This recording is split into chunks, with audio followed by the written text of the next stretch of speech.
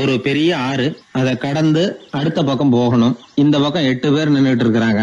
8 பேரும் சேர்ந்து ஒரு குழுவா வந்திருக்கிறாங்க. இவங்க எல்லாருமே பண்டிதர்கள், குருமார்கள், அதாவது அறிவாளிகள். இவங்க எல்லாரும் அந்த ஆற்றை கடந்து அடுத்த கரைக்கு போகணும். அப்புறம் அங்க இருந்து பக்கத்துல இருக்கிற ஒரு ஊருக்கு போய் சேரணும். கரை ஓரமா ஒரு படகு கட்டி கிடந்தது. அதுல ஏறி உக்காந்தாங்க. அது மூலமா அடுத்த கரைக்கு போய் சேர்ந்தாங்க. அங்க போய் கரையேறின உடனே அவங்களுக்குள்ள ஒரு விவாதம். அறிவாளிகள் இல்லையா, அதனால ஒருத்தர் சொன்னார், இந்த படகு நமக்கு உதவி செஞ்சிருக்குது. அது செஞ்ச உதவி மூலமா தான் நாம 8 பேரும் இந்த ஆற்றை கடந்து இந்த பக்கம் வந்திருக்கிறோம். இது செஞ்சிருக்கிற உதவிக்கு நாம நன்றி செலுத்தணும், பதில் மரியாதை செய்யணும். அதை எப்படி செய்யறது அப்படின்னார். இன்னொருத்தர் அதுக்கு ஒரு யோசனை சொன்னார். நமக்கு உதவி செஞ்சிருக்கிற இந்த படகுக்கு மரியாதையும் நன்றியும் செலுத்துகிற முறையில அதை நாம எல்லாரும் நம்ம தலைமையில சுமந்துகிட்டு போறதுதான் நியாயம். ஏன்னா நம்ம அது சுமந்தது இல்லையா, அதுக்கு பதிலா நாம அதை சுமக்கணும். அதுதான் சரியான நன்றியா இருக்கும் அப்படின்னார். இதுதான் சரியான யோசனைன்னு எல்லாரும் ஒத்துக்கிட்டாங்க. அவ்வளவுதான். உடனே அந்த படகை தூக்கி தலையில வச்சுக்கிட்டு 8 பேர் நடக்க ஆரம்பிச்சிட்டாங்க. அப்படியே அவங்க போக வேண்டிய கிராமத்துக்கு போய் சேர்ந்தாங்க. அந்த ஊர் மக்களுக்கு இது வேடிக்கையா இருந்தது. ஆச்சரியமா அவங்கள பார்த்தாங்க. ஏங்க எதுக்காக இப்படி செய்யறீங்க அப்படின்னு கேட்டிருக்கிறாங்க. படகுங்கிறது மனிதர்களை கரை சேர்க்கறதுக்காகத்தானே இருக்குது. நாம அதை எதுக்காக சுமக்கணும்? அதை ஆத்தங்கரையிலேயே விட்டுட்டு வந்திருக்கலாமே அப்படின்னாங்க. இதுக்கு அந்த 8 பேர்ல ஒருத்தர் சொன்னாராம், என்ன இப்படி சொல்றீங்க? உங்களுக்கு நன்றி உணர்வே கிடையாதா? நீங்க நன்றி கெட்டவங்களா இருக்கிறீங்க, நாங்க நன்றி உடையவர்களா இருக்கிறோம். நன்றி உடைமை அப்படின்னா என்னன்னு எங்களுக்கு தெரியும். அதனாலதான் எங்களை கரை சேர்த்த படகுக்கு நாங்க நன்றி செலுத்துறோம். இந்த படகு எப்பவும் எங்க தலைமையிலதான் இருக்கும் அப்படின்னார். இது புத்தர் சொன்ன ஒரு கதை. வழி இருக்கு பாருங்க, அதையே முடிவுன்னு நினைச்சு வாழ்நாள் பூரா புடிச்சுக்கிட்டு மனிதர்கள் துன்பப்படுறாங்க அப்படிங்கறது அவருடைய கருத்து. ஒரு மனிதன் ஜபம் பண்றான், வழிபாடு பண்றான், அது மூலமா ஒரு விழிப்புணர்வு கிடைச்சுட்டுதுன்னு வச்சுக்கோங்க. அதுக்கப்புறம் எதுக்கு அந்த ஜபமும் வழிபாடும்? தூக்கி எறிஞ்சிட வேண்டியதானே. ஆனா மனுஷன் அப்படி பண்றது இல்ல. வழிபாட்டையே லட்சியமா வச்சுக்கிட்டு அதையே கெட்டியா புடிச்சுக்குவான். அந்த ஜபத்துக்கு அவன் ஒரு கைதி ஆயிடுறான். அதனால அதை விட்டுட்டு அவனால வெளியில வர முடியல. வழிபாடு மூலமா சாதிச்சுடலாம் அப்படின்னு நினைக்கிறது தப்பு அப்படிங்கிறார் ஓஷோ. ஜபம்ங்கிறது ஒரு முள். காலில் குத்துன முள்ள எடுக்கிறதுக்கு இன்னொரு முள்ள பயன்படுத்துறோம். முள்ள எடுத்தாச்சு, அப்புறம் என்ன? 2 முள்ளையும் வீசி எறிஞ்சிட வேண்டியது தானே. 2 முள்ளுக்குமே இனிமே பிரயோஜனம் இல்லை. பழைய முள் இருந்த இடத்துல புதிய முள்ள குத்தி வச்சா வலிதான் தொடரும். அப்படி செய்யறவன் முட்டாள். ஆனா இப்படிப்பட்ட முட்டாள்களுக்கு உலகத்துல பஞ்சமே இல்லைங்கிறார் அவர். அதனால வழிபாடு, ஜபம் அப்படின்னு எல்லாம் சொல்றோமே, அதையெல்லாம் கூட விழிப்புணர்வோட பயன்படுத்தணும். நம்ம ஆள் ஒருத்தன், அவன் என்னன்னா காலில் ஒரு முள்ளை தைச்சுக்கிட்டான். இன்னொரு முள்ளால அதை எடுத்துக்கிட்டு இருக்கிறான். ரொம்ப நேரமா முயற்சி பண்ணிட்டு இருந்தான். கடைசியா அப்பாடா எடுத்தாச்சு அப்படின்னு சொல்லிவிட்டு மறுபடியும் முள்ள எடுக்க ஆரம்பிச்சான். என்னப்பா இது, அதுதான் முள்ள எடுத்துட்டிய, அதுக்கப்புறம் என்னத்துக்கு முயற்சி பண்ணிட்டு இருக்கிறேன்னு கேட்டாங்க. இதுக்கு அவன் சொல்றான், ஏற்கனவே தச்சிருந்த முள்ளை எப்பவோ எடுத்துட்டேன். அதை எடுக்கிறதுக்காக உபயோகப்படுத்திக்கிட்டு இருந்தேனே இன்னொரு முள்ளு, அது இப்போ உள்ள மாட்டிக்கிட்டு இருக்குது. அதனாலதான் மறுபடியும் முதல்ல இருந்து ஆரம்பிக்கிறேன் அப்படின்னா. இப்படி வாழ்க்கையில முதல்ல இருந்து ஆரம்பிக்கிறவர்களும் அதிகம், முதல்லயே இருந்துகிட்டு இருக்கிறவங்களும் அதிகம். வாழ்க்கையில படிப்படியா முன்னேறணும், வாழ்க்கையை புரிஞ்சுக்கிட்டு முன்னேறணும். அதுக்கு இந்த பெரியவர்கள் சொல்லுகிற தத்துவத்தை எல்லாம் சரியா புரிஞ்சுக்கிட்டு அது பிரகாரம் நாம நடக்கணும். ஒரு பெரிய இடத்து பொண்ணு நிறைய படிச்சிருக்கிறா, பட்டங்கள் எல்லாம் வாங்கியிருக்கிறா, வேலைக்கு எதுக்கும் போகல, அதுக்கு அவசியமும் இல்லை. வசதியான குடும்பம். அந்த பொண்ணுக்கு பொழுதுபோக்கு என்ன தெரியுமா? பத்திரிகை படிக்கிறது, தொலைக்காட்சி பார்க்கறது, வானொலி கேட்கறது, இதுதான் பொழுதுபோக்கு. முக்கியமா அதுல வர்ற விளம்பரங்களை கவனிக்கிறது. சந்தைக்கு ஏதாவது புதுசா பொருள் வந்திருந்தா உடனே காரை எடுத்துட்டு போக வேண்டியது, அதை வாங்கிட்டு வந்துட வேண்டியது. ஒரு நாள் அது மாதிரி ஒரு விளம்பரம் கண்ணில் பட்டது. புதுமையான சமையல் செய்யக்கூடிய சாதனம் ஒன்று வந்திருக்கிறதாக செய்தி. உடனே அதை வாங்கணும்னு ஆசை. வழக்கம் போல அன்னைக்கு சாயந்தரமே காரை எடுத்துட்டு புறப்பட்டா. பார்த்தா விலை அதிகம்தான், இருந்தாலும் அதை பற்றியெல்லாம் கவலைப்படல. அதிக விலை கொடுத்து அந்த சமையல் இயந்திரத்தை வாங்கிட்டு வந்துட்டா. ஒரு பெரிய அழகான அட்டைப்பெட்டிக்குள்ள அது இருந்தது. துண்டு துண்டு பாகங்களா அதுக்குள்ள அடுக்கி வைக்கப்பட்டிருந்தது. அதை ஒன்னோட ஒன்று சேர்த்து முழு இயந்திரமா ஆக்கிய வேண்டியது நம்ம வேலை. அதெல்லாம் எப்படி ஒன்று சேர்க்கறது? அதுக்காக ஒரு கையேடு அது உள்ளே வச்சிருக்கிறாங்க. அந்த பொண்ணு வீட்டுக்கு வந்தா அட்டைப்பூட்டியை பிரிச்சா, ஒவ்வொரு துண்டு பாகத்தை எடுத்து வெளியில வச்சா, பக்கத்துல அந்த விவர புத்தகத்தை வச்சுக்கிட்டா. அது பிரகாரம் அந்த பாகங்களை இணைச்சு பார்த்தா சரியா வரல. மறுபடியும் எல்லாத்தையும் பிரிச்சு பரப்பி வச்சுட்டு ஆரம்பத்துல இருந்து வர்றா. அப்பவும் சரியா வரல. சரி, நேரம் அந்த கடைக்கு போய் அங்கிருந்தே ஒரு ஆளை அழைச்சிட்டு வந்துருவோம் அப்படின்னு சொல்லி காரை எடுத்துட்டு அவ புறப்பட்டா. கடையில இருந்து ஒரு ஆளை கையோட அழைச்சிட்டு வந்தா. 2 பேரும் வந்து சேர்ந்தாங்க. அங்க அவங்களுக்காக ஒரு ஆச்சரியம் காத்துக்கிட்டு இருக்கு வீட்டுல. என்ன ஆச்சுன்னா, அந்த சமையல் இயந்திரம் அழகா கோக்க போட்டு அங்க இருக்குது. அது மட்டும் இல்ல, அதுல சமையல் வேலையும் நடந்துகிட்டு இருக்குது. யார் அதை பண்ணது? அவளுக்கு ஆச்சரியம். சமையல் வேலை செய்கிற பணிப்பெண் அங்க வந்தா. வேலை செய்யறவோ, நான் தான் அதை செஞ்சேன்னா. அந்த பொண்ணுக்கு படிக்க தெரியாது, பள்ளிக்கூடத்துக்கே போனதில்லை, சமைக்க தெரியும், அவ்வளவுதான். படிப்பறிவு இல்லாத காரணத்தினால அந்த குறிப்பு புத்தகத்தையும் அவளால படிச்சிருக்க முடியாது. எப்படி இதை பொருத்தின அப்படின்னு ரொம்ப ஆச்சரியமா கேட்டாவோ, அந்த விவரம் தெரியாத பொண்ணு, பணி பொண்ணு சொல்றா, படிப்பறிவு இல்லாத போது மூளையை பயன்படுத்த வேண்டிய கட்டாயம் ஏற்படுது, வேற ஒண்ணும் இல்லை அப்படின்னாலாம். படிப்பு மூலமா அறிவை சேகரிச்சுக்கலாம், புத்திசாலித்தனத்தை சேகரிக்க முடியாது. தகவல் அறிவுங்கிறது ஞானம் ஆகாது அப்படின்னு சொல்லுவாங்க. அதுதான் இதுல முக்கியம். நம்மளும் ஒருத்தன் ரயில்ல பிரயாணம் பண்ணா, ராத்திரி பூரா பயணம், விடிஞ்சதும் பார்த்தா அவன் பொட்டியே காணல, யார திருடிட்டு போட்டாங்க. அதுக்காக இவன் கவலைப்படணும்ல, கவலைப்படல, சிரிச்சுக்கிட்டு இருக்கிறான். எதிரில் இருந்தவர் கேட்டார், ஏங்க பெட்டியை அவனோ எடுத்துட்டு போயிட்டானே, அதுக்காக கவலைப்படலையா நீங்க அப்படின்னாரு. நான் எதுக்காக கவலைப்படணும், அதோட சாவி என்கிட்ட தானே இருக்கு அப்படின்னு இவன். தந்தியை விட வேகமா போகக்கூடியது எது அப்படின்னு கேட்டார் ஒருத்தர். வதந்தின்னார் இன்னொருத்தர். அவர் அப்படி சொன்னதுல ஒன்னும் தப்பு இல்ல. வதந்தி வேகமா பரவறதுக்கு என்ன காரணம்? 1க்கு 2 மிகைப்படுத்தி சொல்ற மனுஷ சுபாவம் ஒரு காரணம், சொல்றத அப்படியே நம்புறது இன்னொரு காரணம். எப்பொருள் யார் யார் வாய் கேட்பினும் அப்பொருள் மெய்ப்பொருள் காண்பது அறிவு அப்படின்னாரு வள்ளுவர். யாரு எதை சொன்னாலும் அதை அப்படியே நம்ப கூடாது, அறிவு வேலை செய்யணும். அதுல எந்த அளவுக்கு உண்மை இருக்குது அப்படின்னு கண்டுபிடிக்கணும். முக்கியமான பொறுப்புல உள்ளவங்களுக்கு எல்லாம் இது ரொம்ப முக்கியமா தேவைப்படுகிற ஒரு தகுதி. ஒரு நாட்டுல ஒரு சாதாரண ஆள் ஒருத்தன் இருந்தான். அவங்கிட்ட ஒரு கழுதை இருந்தது, ரொம்ப பிரியமா வளர்த்தான். அவனுக்கு அது ரொம்ப நெருக்கமான நண்பன். வேற மனுஷங்க யாரும் கிடைக்கல போல இருக்குது. அந்த கழுதைக்கு கந்தர்வசேனன் அப்படின்னு பேர் வச்சான். அந்த பேரை சொல்லிதான் அவன் அதை கூப்பிடுறது வழக்கம். அவ்வளவு பிரியமா வளர்த்த அந்த கழுதை ஒரு நாள் திடீர்னு செத்து போச்சு. எப்படி இருக்கும் அவனுக்கு? ரொம்ப சங்கடப்பட்டான், சாப்பிட கூட பிடிக்கல. அவனுக்கு முகத்தை வந்து மூணு வச்சுக்கிட்டு அவன் பாட்டு உட்காந்துருக்கிறான். இந்த நேரம் பார்த்து அவனுக்கு வேண்டியப்பட்ட ஒருத்தன் அந்த பக்கமா வந்தான். அவனை பார்த்தான். ஏன்டா அப்படி உட்காந்துருக்கிற அப்படின்னு கேட்டான். கந்தர்வசேன செத்து விட்டதா சொல்லி குலுங்கி குலுங்கி அழ ஆரம்பிச்சுட்டான் இவன். கந்தர்வசேனன் யாருன்னு கேட்டான் இவன். அப்படி கேட்ட உடனே அவன் இன்னமும் சத்தம் போட்டு ஒவ்வொன்னு கத்த ஆரம்பிச்சுட்டான். துக்கம் அதிகமாயிட்டுது. அவன் அழற வேகத்தை பார்த்ததும், சரி கந்தர்வசேனன்கிறது முக்கியமான ஒரு பெரிய மனுஷன் போல இருக்கு அப்படின்னு இவன் முடிவு பண்ணிட்டான். நம்ம ஃப்ரெண்டோட துக்கத்தை நாமளும் பகிர்ந்துக்கணும்னு நினைச்சான். உடனே தலையை மொட்டை அடிச்சுக்கிட்டான், மீசை எடுத்துட்டான், கருப்பு உடை போட்டுக்கிட்டான். கந்தர்வசேனன் இறந்த செய்தி இப்படியே காத்து வாக்குல பரவ ஆரம்பிச்சது ஊர் பூரா. ஊர்ல உள்ளவங்க எல்லாம் இந்த செய்தியை கேட்டதும் அவங்களும் தலையை மொட்டை அடிச்சுக்கிட்டு கருப்பு துணி போட்டுக்க ஆரம்பிச்சுட்டாங்க. ஒரே நாள்ல நகரம் பூராவும் துக்கத்துல ஆழ்ந்து போச்சு. எங்க பார்த்தாலும் மொட்டை தலை, கருப்பு துணி. அந்த நாட்டு அமைச்சர் இதை பார்த்தார். ஜனங்கள்லாம் வருத்தமா இருக்கிறாங்களே அப்படின்னு நினைச்சு சில பேரை கூப்பிட்டு விசாரிச்சார். என்ன விஷயம் அப்படின்னு. கந்தர்வசேனன் செத்துட்டார், அதனாலதான் இப்படி துக்கம் அனுஷ்டிக்கிறோம் அப்படின்னாங்க. அவராவது கொஞ்சம் யோசனை பண்ணி பார்த்திருக்கலாம்ல.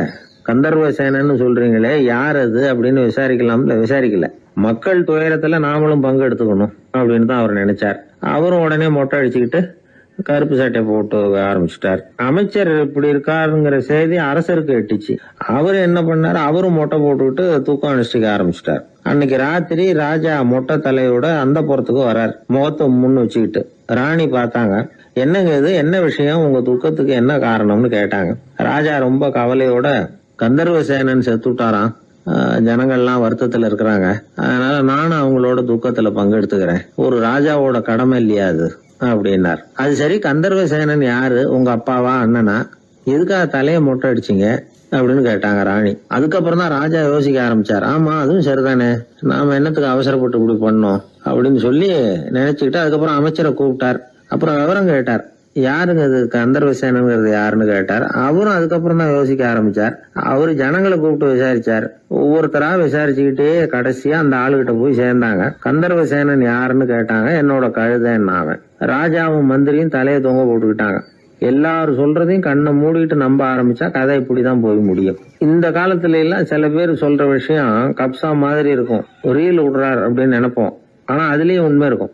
ஒருத்தர் ரொம்ப பெருமையா சொன்னார், சார் 10 பேர் ஒரே குடையில வந்தோம் சார், ஒரு சொட்டு தண்ணி கூட எங்க யார் மேலயும் படல சார் அப்படின்னார்.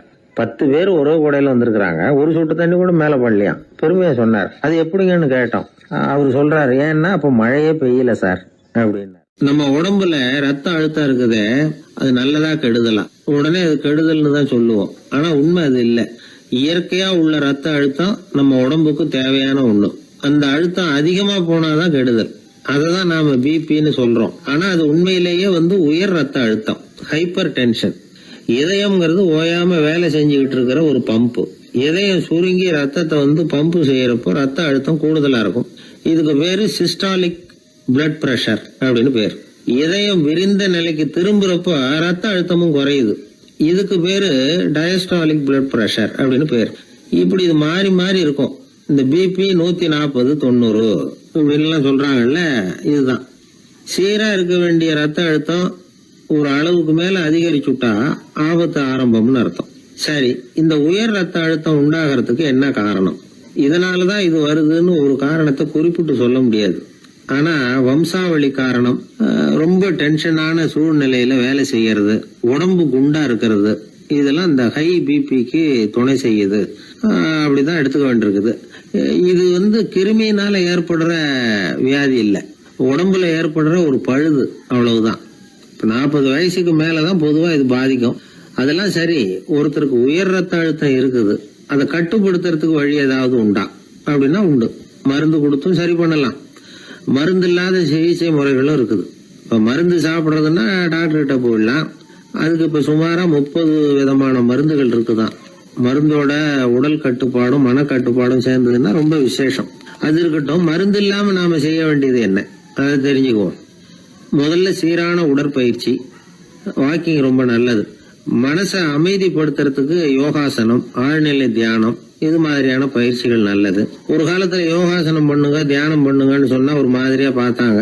இப்ப மருத்துவ நிபுணர்களே அதெல்லாம் ரொம்ப அவசியம்தான் அப்படின்னு சொல்றாங்க. இன்னொரு அதிசய சிகிச்சை முறை இப்போ வழக்கத்துக்கு வந்திருக்குது. பயோ ஃபீட்பேக் அப்படின்னு பேர். மூளையின் அழுத்த அலைகளை பதிவு பண்ணி அதை மறுபடியும் உடம்புக்குள்ள செலுத்தி இந்த ரத்த அழுத்தத்தை சீராக்கி போடுறாங்க. சில பேருக்கு இந்த ஹை பிபி பார்டர் லைன்ல இருக்கும். அவங்களுக்கெல்லாம் மருந்துகள் அவசியம் இல்லை. வாழ்க்கை முறையில சில மாற்றங்களை பண்ணிக்கிட்டாவே போதும். பிஹேவியரல் மாடிஃபிகேஷன்ஸ் சொல்றாங்க. அது எப்படின்னா, பரபரப்பான வாழ்க்கை முறையை தவிர்க்கணும். புகைப்பிடிக்கிற பழக்கம், மது அருந்தும் பழக்கம், இதெல்லாம் இருந்தா விட்டுடணும். சாப்பாட்டுல உப்பை குறைக்கணும். கொழுப்பு சத்து ஆகாரங்களை குறைச்சிக்கணும். முடிஞ்சா விட்டுடலாம். குடும்பத்துல ஏற்கனவே யாருக்காவது ஹை பிபி இருந்தா சந்ததிகள் ஜாக்கிரதையா இருக்கணும். நடுத்தர வயசு அடைஞ்சவங்க அப்பப்ப அந்த பிபி செக் பண்ணிக்கிறது நல்லது. டாக்டர் சொல்றத நம்மள பல பேர் சரியாவே கேட்கறது இல்லை. அதனாலதான் இடைஞ்சல். ஒரு ஆளு பிபின்னு சொல்லி டாக்டர் கிட்ட போனான். உடம்பு குண்டா இருக்கு, அதை குறைக்கணும், முதல்ல தினமும் உடற்பயிற்சி பண்ணு அப்படின்னார். சரின்னு சொல்லிவிட்டு வந்தான், செஞ்சான். கொஞ்ச நாள் கழிச்சு மறுபடியும் டாக்டர் கிட்ட போனான். என்னப்பா எக்ஸசைஸ் பண்ணியா அப்படின்னு கேட்டார். தினமும் பண்ணேன் டாக்டர்னா. என்ன பண்ணேன்னு கேட்டார். முன்னெல்லாம் சிகரெட்டை கடையில வாங்குவேன், இப்ப நான் அப்படி வாங்குறத விட்டுட்டேன். தினமும் நானே என் கையாலேயே உருட்டி தயார் பண்றேன் டாக்டர். இது ஒரு எக்ஸசைஸ் தானே அப்படின்னா. ஒரு தடவை கலைவாணர் NS கிருஷ்ணன் பேராசிரியர் கல்கியை சந்திச்சு பேசிக்கிட்டு இருந்தாராம். கலைவாணர் கல்கியை பார்த்து, எனக்கு கதை எழுத ஆசையா இருக்கு, எப்படி எழுதுறதுன்னு கேட்டாராம். கதை எழுதுறதுக்கு 4 மை வேணும்னாராம் கல்கி. அப்படியா, அப்படின்னா என்னென்ன கலர் மை அப்படின்னு கேட்டிருக்காரு கலைவாணர் சிரிச்சுக்கிட்டே. நான் சொன்னது கலர் மை இல்ல, அது வேற மை. அதாவது கதை எழுதுறதுக்கு தேவைப்படுகிற 4 மை எதுன்னா, 1 திறமை, 2 பேணாமை, 3வது தனிமை, 4வது பொறுமை அப்படின்னாராம். உடனே கலைவாணர், உங்க யோசனை அருமை அப்படின்னாராம். அதுதான் கலைவாணர். பொதுவா எழுத்தாளர்கள் எழுதுற மாதிரி நடந்துக்கிறது இல்ல. ஆனா கலைவாணர் என்ன சொல்லுவாரோ அதே மாதிரி நடந்துக்குவார். எல்லாருக்கும் எல்லாம் கிடைக்கணுங்கிற கருத்தை சினிமா படங்கள்ல வலியுறுத்துவார். அதே மாதிரி நடைமுறை வாழ்க்கையிலேயும் எல்லாருக்கும் எல்லாமும் கொடுப்பார். பணம், பதவி, புகழ் இப்படி எதுவுமே இல்லாத ஒரு சாதாரண மனுஷனா இருந்தா கூட இவர் மனுஷனுக்கு கொடுக்கற மரியாதையில கொஞ்சமும் குறைச்சல் இருக்காது. இந்த குணம் சாதாரணமா எல்லாருக்கும் இருக்கிறது இல்ல. அவரு சினிமா தியேட்டருக்கு போய் சினிமா பாக்குறது வழக்கம். அவரு வந்திருக்கிறாருங்கிறது தெரிஞ்சா போதும், வெளியில பிச்சைக்காரங்க கூடிடுவாங்க. இது அவருக்கு தெரியும். வெளியில நம்மளை நம்பி ஒரு கூட்டம் காத்துக்கிட்டு இருக்குமேன்னு நினைப்பார். உடனே ஒரு 100 ரூபா நோட்டை கொடுத்து சில்லறையா மாத்திட்டு வர சொல்லுவார். படம் முடிஞ்சு வெளியில வர்றப்போ சில்லறையோட வருவார். எல்லாருக்கிட்டையும் கொடுத்துருவார். ஏன்னா எல்லாரும் தேடிட்டு வருவாங்க அவரை. என்ன எல்லாரும் சௌக்கியமா இருக்கிறீங்களா அப்படின்னு பிரியமா விசாரிப்பார். ஏதோ ரொம்ப நெருங்கின சொந்தக்காரங்களை விசாரிக்கிறது மாதிரி விசாரிப்பாரு. தன்கிட்ட இருக்கிற சில்லறையை எல்லாருக்கும் சமமா பிரிச்சு கொடுத்துட்டு தான் அங்கிருந்து புறப்படுவார். ஒரு நாள் அது மாதிரி புறப்படுற சமயத்துல ஒரு சின்ன பையனுக்கு சில்லறை எதுவும் கிடைக்கல கொடுக்கறதுக்கு. இது கலைவாணருக்கு தெரியாது. கார்ல ஏறி புறப்பட்டு போயிட்டார். அந்த பையன் காரை புடிச்சுக்கிட்டு பின்னாடியே ஓடியாந்துருக்கிறான். ஐயா, நீங்களே இல்லைன்னு சொன்னா நான் என்ன பண்றது? இன்னைக்கு பட்னி தான், அம்மாவுக்கு வேற உடம்பு சரியில்லை அப்படின்னு கத்திக்கிட்டே ஓடியாந்தானா. கலைவாணர் கவனிச்சுட்டார்.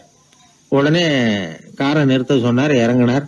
அந்த சின்ன பையனை கட்டி பிடிச்சிக்கிட்டு என்ன மன்னிச்சுக்கப்பா, நான் கவனிக்காம வந்துட்டேன் அப்படின்னு சொல்லி அழ ஆரம்பிச்சுட்டாராம். இன்னொரு தடவை இதே மாதிரி ஒரு தியேட்டர்ல இருந்து வெளியில வந்திருக்கிறார். ஒரு ஆள் அவர்கிட்ட வந்து நின்றுருக்கார்.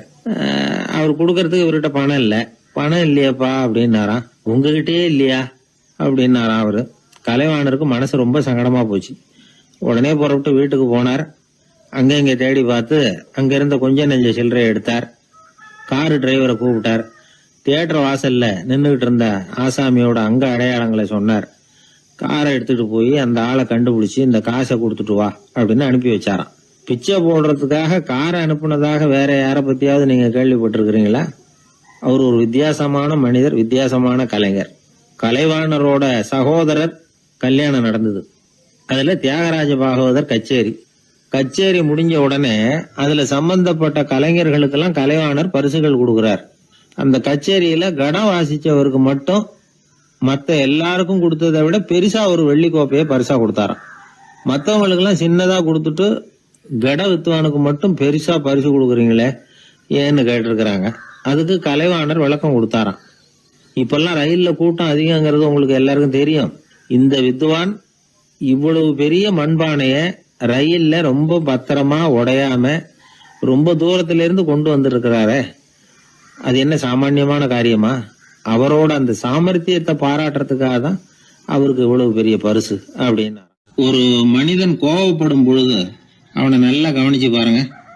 ஏதாவது ஒரு மிருகத்தின் சாயல் அவன் முகத்துல தெரியும். முகம் அழகா இருக்கிறது எப்போ? அவன் புன்னகையோட இருக்கிறப்பதான். கோபமா இருக்கிறப்ப முகம் அழகா இருக்காது. சார் கோபத்துல இருக்கார், இந்த கோபம் குறையறதுக்குள்ள ஒரு போட்டோ எடுத்துருங்க, அழகா இருக்கும் அப்படின்னு யாரும் சொல்றது இல்ல. போட்டோ எடுக்கிறவர் கூட எடுக்கிறதுக்கு முன்னாடி முகத்தை கொஞ்சம் சிரிச்ச மாதிரி வச்சுங்க சார் அப்படின்னு தான் சொல்லுவார். முகத்தை கொஞ்சம் கடுகடுப்பா வச்சுங்க சார், அப்பதான் நல்லா அமையும் அப்படின்னு நான் சொல்லுவார். ஒரு உண்மை என்ன தெரியுமா? கோபம் மனசையும் கெடுக்கும், உடம்பையும் கெடுக்கும். கோபப்படுகிறவர்களின் ஆயுள் காலம் குறைகிறது அப்படிங்கிறது விஞ்ஞான உண்மை.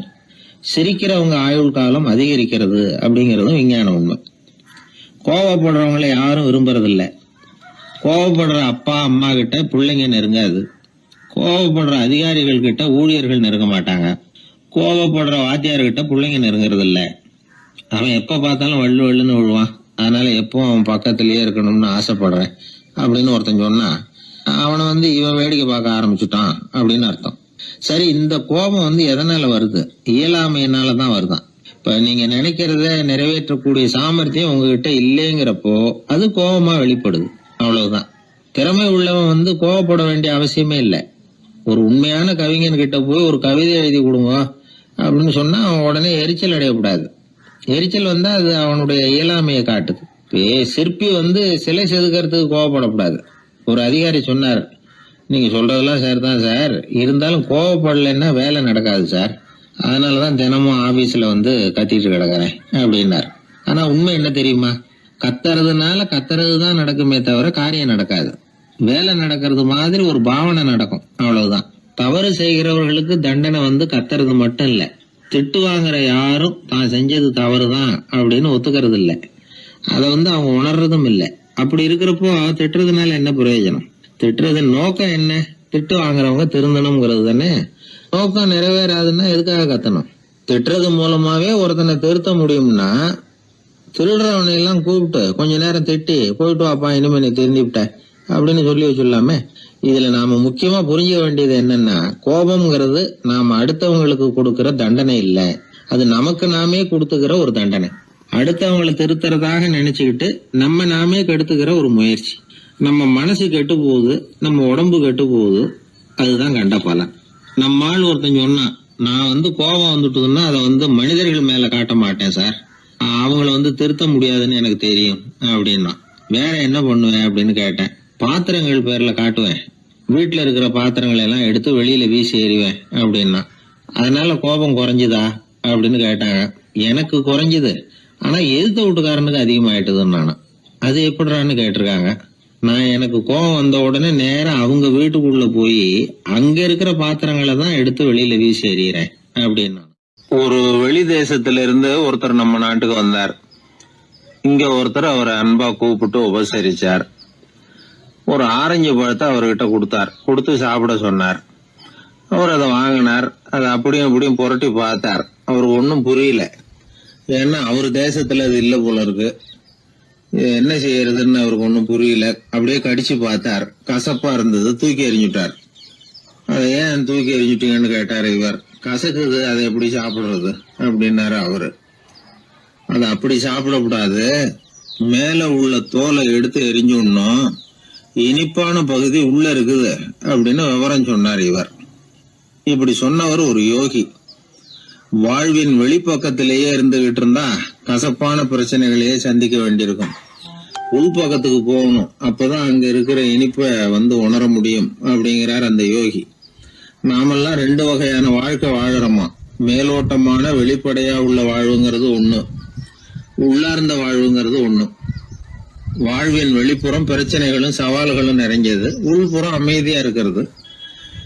இந்த உள்பக்கத்துலதான் மகிழ்ச்சியான வாழ்வுக்கு தேவையான புதையல் இருக்குதான். யாரு கண்டா அந்த புதையல? ஆழ்நிலை தியானம் எல்லாம் பண்றாங்கல்ல, அது எதுக்காக? அந்த புதையலை கண்டுபிடிக்கிறதுக்கு தான். நாம் அந்த உள்பக்கத்துக்கு போய் அங்க உள்ள ஊக்க சக்தியையும் புத்திசாலித்தனத்தையும் பொறுக்கி எடுத்துக்கிட்டு அன்றாட வாழ்க்கையில அதையெல்லாம் உபயோகப்படுத்தணும். மனசு ஒரு குரங்கு மாதிரி அலையுதுங்கிறோம், அதை கட்டுப்படுத்த முடியலங்கிறோம். மனசு அலையிறது உண்மைதான். தேனி எதுக்காக அலையுது? தேனுக்காக அலையுது. அது மாதிரிதான் மனசும் அலையுது. மகிழ்ச்சி, சாந்தி இதுகளை தேடி அலையுது. மனசை உள்பக்கமா அலைய விடணும். மகிழ்ச்சியான வாழ்வுக்கு என்னென்ன தேவைங்கிறத இந்த யோகி சொல்றார். ஊக்கம், புத்திசாலித்தனம், அமைதி, சாந்தம். இது எல்லாம் நம்ம கிட்ட நமக்குள்ளேயே இருக்குது. அதனாலதான் சொர்க்கம் நமக்குள்ளே இருக்குன்னு சொல்றது. புதையல நமக்குள்ளேயே வச்சுக்கிட்டு அதை தேடி புலம்பிக்கிட்டு இருக்கிறது ரொம்ப வேடிக்கைங்கிறார் அவர். இதெல்லாம் கேட்கறப்போ உங்கள பல பேருக்கு கோபம் கூட வரலாம். என்ன சார் இது, இன்று ஒரு தகவல்ல ஏதாவது உபயோகமா சொல்லுவீங்கன்னு பார்த்தா என்னமோ தத்துவம் எல்லாம் பேசிக்கிட்டு இருக்கிறீங்களேன்னு நினைக்கலாம் நீங்க. இதுவும் உபயோகமான விஷயம்தான். நாம தியானம் அது இதுன்னு எதுவும் பண்ணலன்னா கூட மனசுல அழுத்தமோ இறுக்கமோ இல்லாம எப்பவும் சந்தோஷமா இருக்கிறதுக்கு பழகிட்டா அதுவே போதும். ஏன்னா மன இறுக்கத்தினாலேயே ஏகப்பட்ட நோய்கள் வருதான். பெருவாரியான உடம்பு கோளாறுகளுக்கு வாழ்க்கையின் விரக்தியாலேயும் தோல்விகளாலேயும் ஏற்படுற மன இறுக்கம்தான் காரணம்ங்கிறது மருத்துவ ஆராய்ச்சி முடிவு. நான் இறுக்கம் இல்லாம இருக்கிறதுக்கு தான் பிரியப்படுறேன், இந்த சமூகம் அதுக்கு இடம் கொடுக்கலையே, என்ன பண்றது அப்படிங்கிறது சில பேரோட கேள்வி. இந்த சமூகத்தை சரி செய்ய வேண்டியது நாம தான். நம்மளை சரி பண்ணிக்க வேண்டியது நாம தான். நான் சரியா இருக்கிறேன், சமூகம் சரியில்லைன்னு அதை ஒதுக்கி பிரயோஜனம் இல்லை. ஒரு குடும்பஸ்தர், அவர் மனசுல எப்பவும் டென்ஷன். அவர் டென்ஷன் இல்லாம இருக்கிறதுக்கு பழகிக்கிட்டார். அதுக்கப்புறமா அவர் சொல்லுவார், நான் ஒன்னும் ஆழ்நிலை தியானம்லாம் பண்ணல, இருந்தாலும் என் மனசு எப்பவும் அமைதியா தான் இருக்குது. இவ்வளவுக்கும் எங்க வீட்டுல தினமும் என் சம்சாரத்துக்கும் எங்க அம்மாவுக்கும் சண்டை நடந்துகிட்டே தான் இருக்கும் அப்படிம்பார். அது சரிங்க, உங்க அம்மா ஒரு பக்கம், உங்க மனைவி ஒரு பக்கம், அவங்க 2 பேரும் சண்டை போடுறப்போ நீங்க எந்த பக்கம் இருப்பீங்க அப்படின்னு கேட்டார் ஒருத்தர். அந்த சமயம் நான் வீட்டுக்கு வெளிப்பக்கம் இருப்பேன் அப்படின்னார் அவர். அங்க ஒரு முனிவர் இருந்தார். சுவாமி, என்ன ஆசீர்வாதம் பண்ணுங்க, எனக்கு ஏதாவது புத்தி சொல்லுங்க அப்படின்னா அவர் ஆசீர்வாதம் பண்ணார். அதுக்கப்புறம் சொன்னார், மகனே, நீ எந்த காரியத்தை செஞ்சாலும் செய்யறதுக்கு முன்னாடி ஒரு தடவை அதனால ஏற்படக்கூடிய விளைவுகளை நல்லா யோசிக்கணும். உன் மனசுக்கு அது சரின்னு தெரிஞ்சா மட்டும் அதை செய்யணும் அப்படின்னார். அரசன் அவர் சொன்னதை அப்படியே மனசுல வாங்கிக்கிட்டான். அவர் காலடியில விழுந்து வணங்கினான். 100 பொற்காசுகளை அவர் காலடியில வச்சுட்டு திரும்பணும். அமைச்சர் இதை கவனிச்சார். என்ன இது, நம்ம அரசர் இவ்வளவு ஏமாளியா இருக்கிறாரு, இந்த ஒரு சாதாரண யோசனை சொன்னதுக்கு 100 பொற்காசுகள் கொடுத்துட்டாரு. அமைச்சர் இப்படி நினைக்கிறது அவர் முகத்தை பார்த்ததுமே அரசனுக்கு புரிஞ்சுட்டுது. இருந்தாலும் அதை பத்தி ஒன்னும் கேட்டுக்கல. 2 பேரும் திரும்பி அரண்மனைக்கு வந்து சேர்ந்தாங்க. அதுக்கப்புறம் அந்த அரசன் என்ன பண்ணான் தெரியுமா?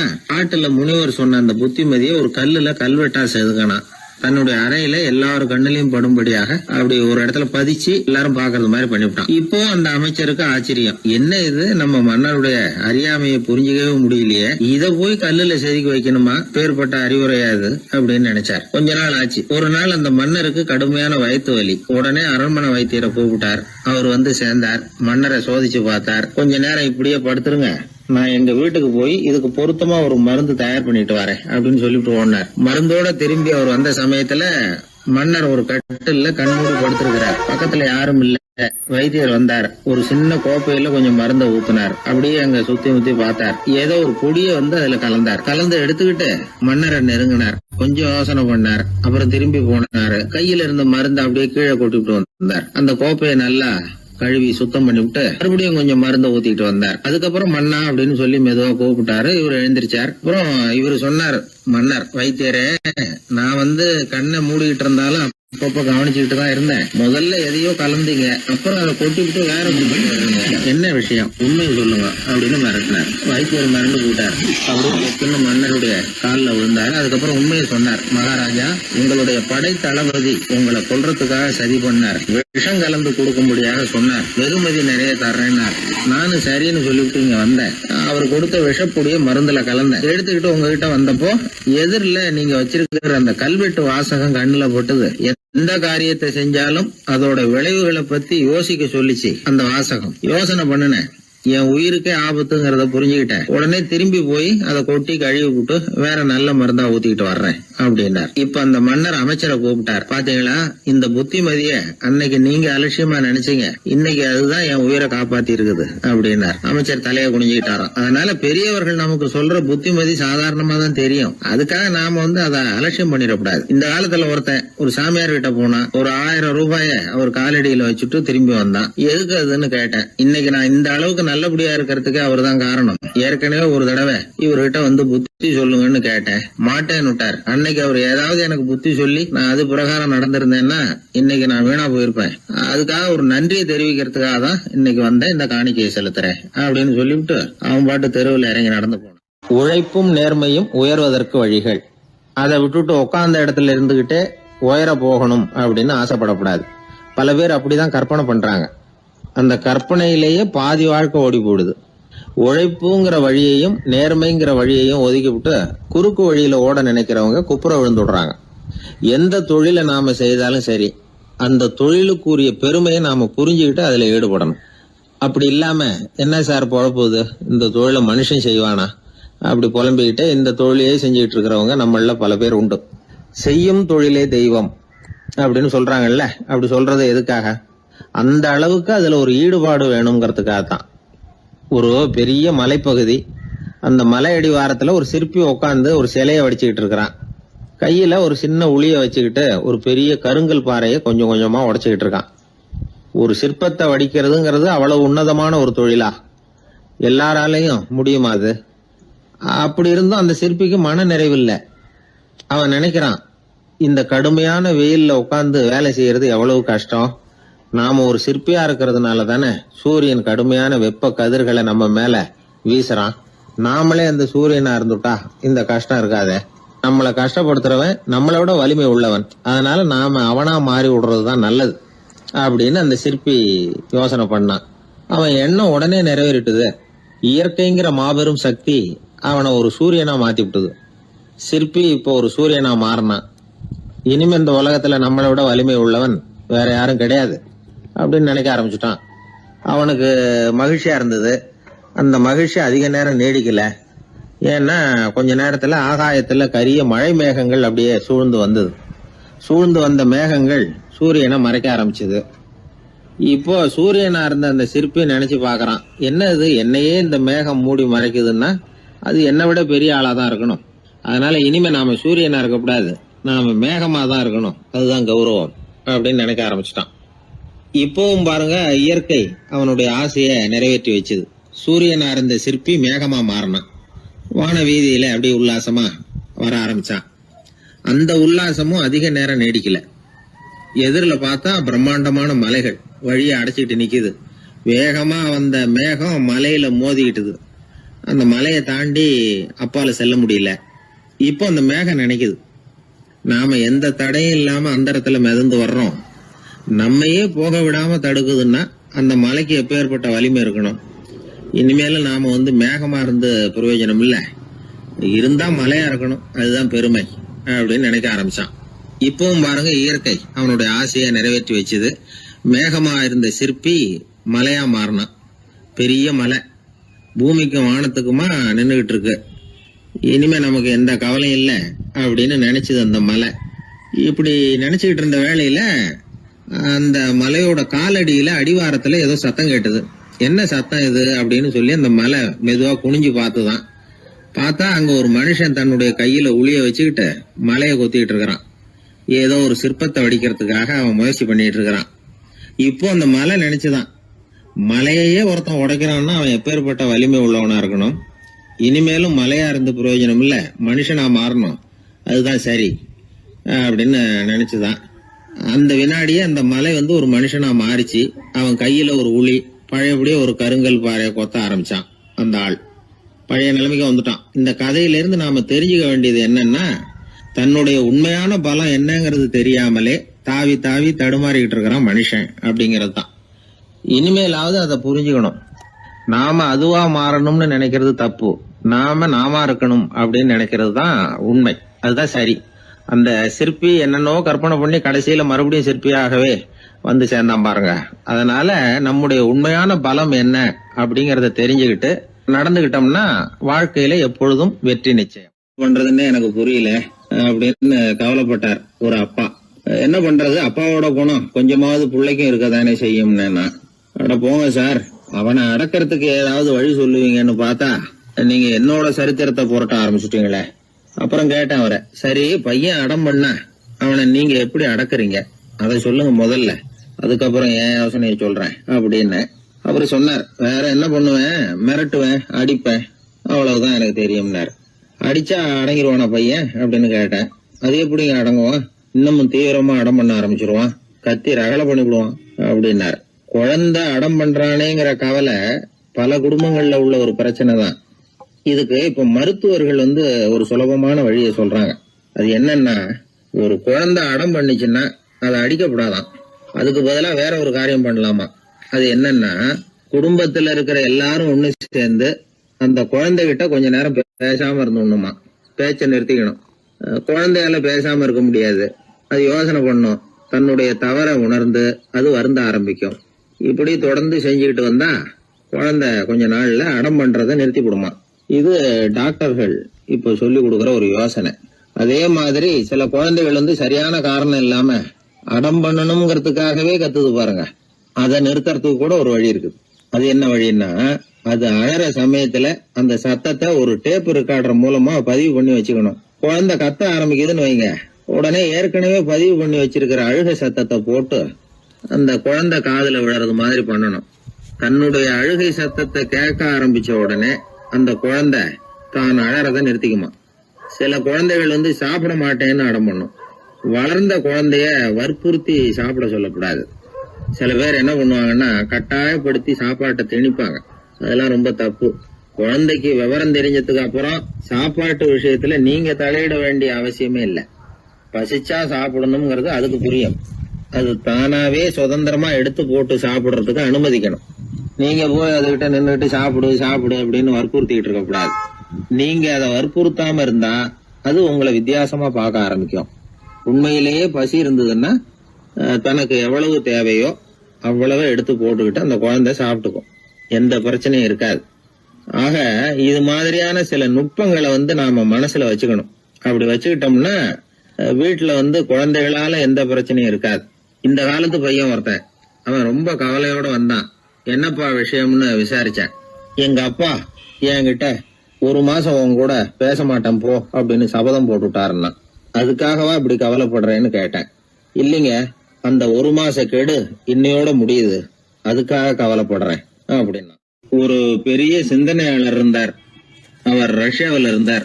நிறைய புத்தகங்கள் எழுதியிருக்கிறார். அவர் பேரு ஓஸ்பென்ஸ்கி.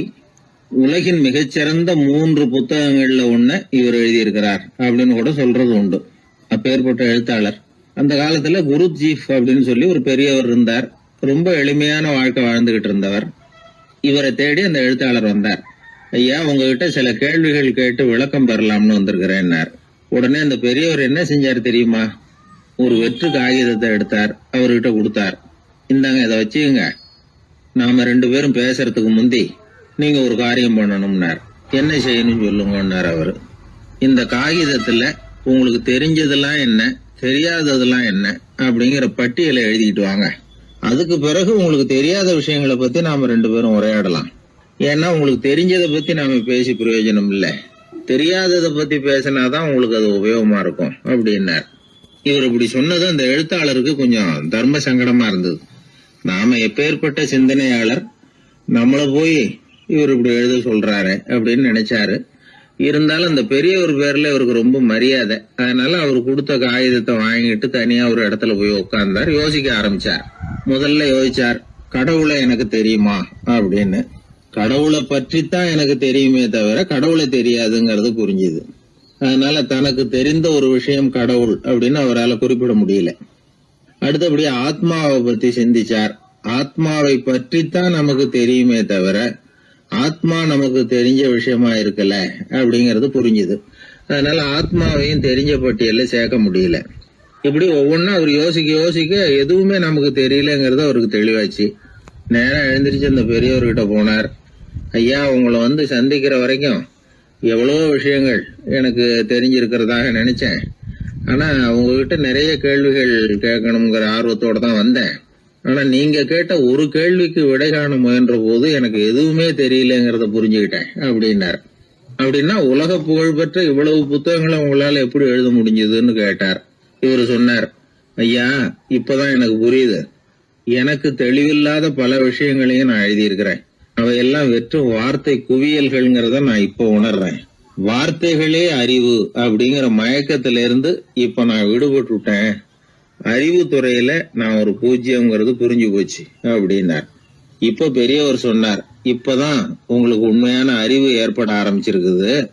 எப்போ ஒரு மனிதன் தன்னுடைய அறியாமைய உணர ஆரம்பிக்கிறானோ அப்போதுதான் அறிவின் தொடக்கத்துல அடி எடுத்து வைக்கிறான் அப்படின்னார். அதுக்கு பிறகு என்னாச்சு தெரியுமா?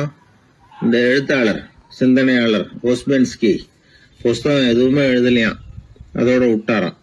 நம்முடைய அறியாமை நமக்கு புரிய ஆரம்பிச்சுட்டதுன்னா நமக்கு அறிவு வளர ஆரம்பிச்சுட்டதுன்னு அர்த்தம். அது நமக்கு புரியறது இல்லை, அதுதான் சிக்கல்.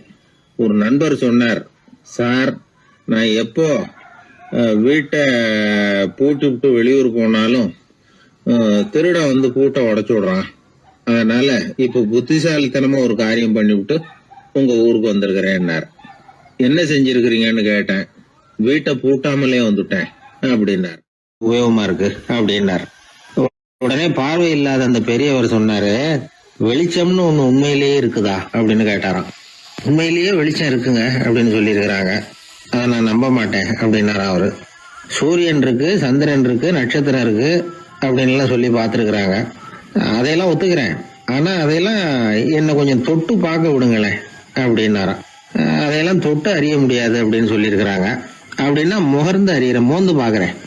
மோர்ந்து பார்க்க விடுங்க, ஏதாவது வாசனை வருதான்னு பாக்குறேன் அப்படின்னு இருக்காரு. அதுவும் முடியாதேன்னாங்களாம். பெரியவர் யோசனை பண்ணிருக்கிறார். சரி, பரவாயில்ல, முரசு அடிக்கிறது மாதிரி அடிச்சு பார்க்கவாவது ஏற்பாடு பண்ணி கொடுங்க, அதை அடிச்சு பார்த்து அதோட சத்தத்தை உணர்ந்துக்கிறேன் அப்படின்னாராம். அதாவது ஒளியின் ஒலியை, வெளிச்சத்தின் சத்தத்தை புரிஞ்சுக்கிறேன் அப்படின்னு சொல்லியிருக்கிறார். அதுக்கும் சாத்தியம் இல்லைன்னு சொல்லியிருக்கிறாங்க. சரி, அதுவும் முடியலன்னா அந்த வெளிச்சத்துல கொஞ்சம் எடுத்து என் கையில கொடுங்க, வாயில போட்டு சாப்பிட்டு பாக்குறேன் ருசி எப்படி இருக்குன்னு அப்படின்னு சொல்லி பார்த்திருக்காரு. எந்த வகையிலயும் அவரை அதை ஒத்துக்க வைக்க முடியல. சுத்தி இருந்தவங்க எல்லாம் குழம்பி போயிட்டாங்க. என்னங்க, நாங்க சொல்றத நீங்க நம்பலையா அப்படின்னு கேட்டிருக்காங்க. என்னுடைய 4 புலன்களுக்கும் புலப்படாத ஒன்ன நான் மாயை அப்படிங்கிறேன். நீங்க என்ன அவமானப்படுத்துறதுக்காக இப்படி சொல்றீங்கன்னு நினைக்கிறேன். ஏதோ உங்களுக்கு எல்லாம் பார்வைன்னு ஒண்ணு இருக்கிறதாகவும் அது எனக்கு இல்லைங்கிறதாகவும் சொல்லி என்ன நீங்க அவமதிக்கிறீங்க அப்படின்னார். தர்க்க சாஸ்திரத்துல மேதையான அந்த பெரியவர். சுத்தி இருந்தவங்க பார்த்தாங்க, வெளிச்சம் இருக்குங்கிறத இவர் நம்பணும், இவரை நம்ப வைக்கணும் அப்படின்னா அது புத்தரால தான் முடியும் அப்படின்னாராம் ஒருத்தர். சரி அவர்கிட்டயே போவோம் அப்படின்னு சொல்லி எல்லாரும் அவர்கிட்ட போய் சேர்ந்தாங்க. விவரத்தை சொன்னாங்க. புத்தர் சிரிச்சாராம்.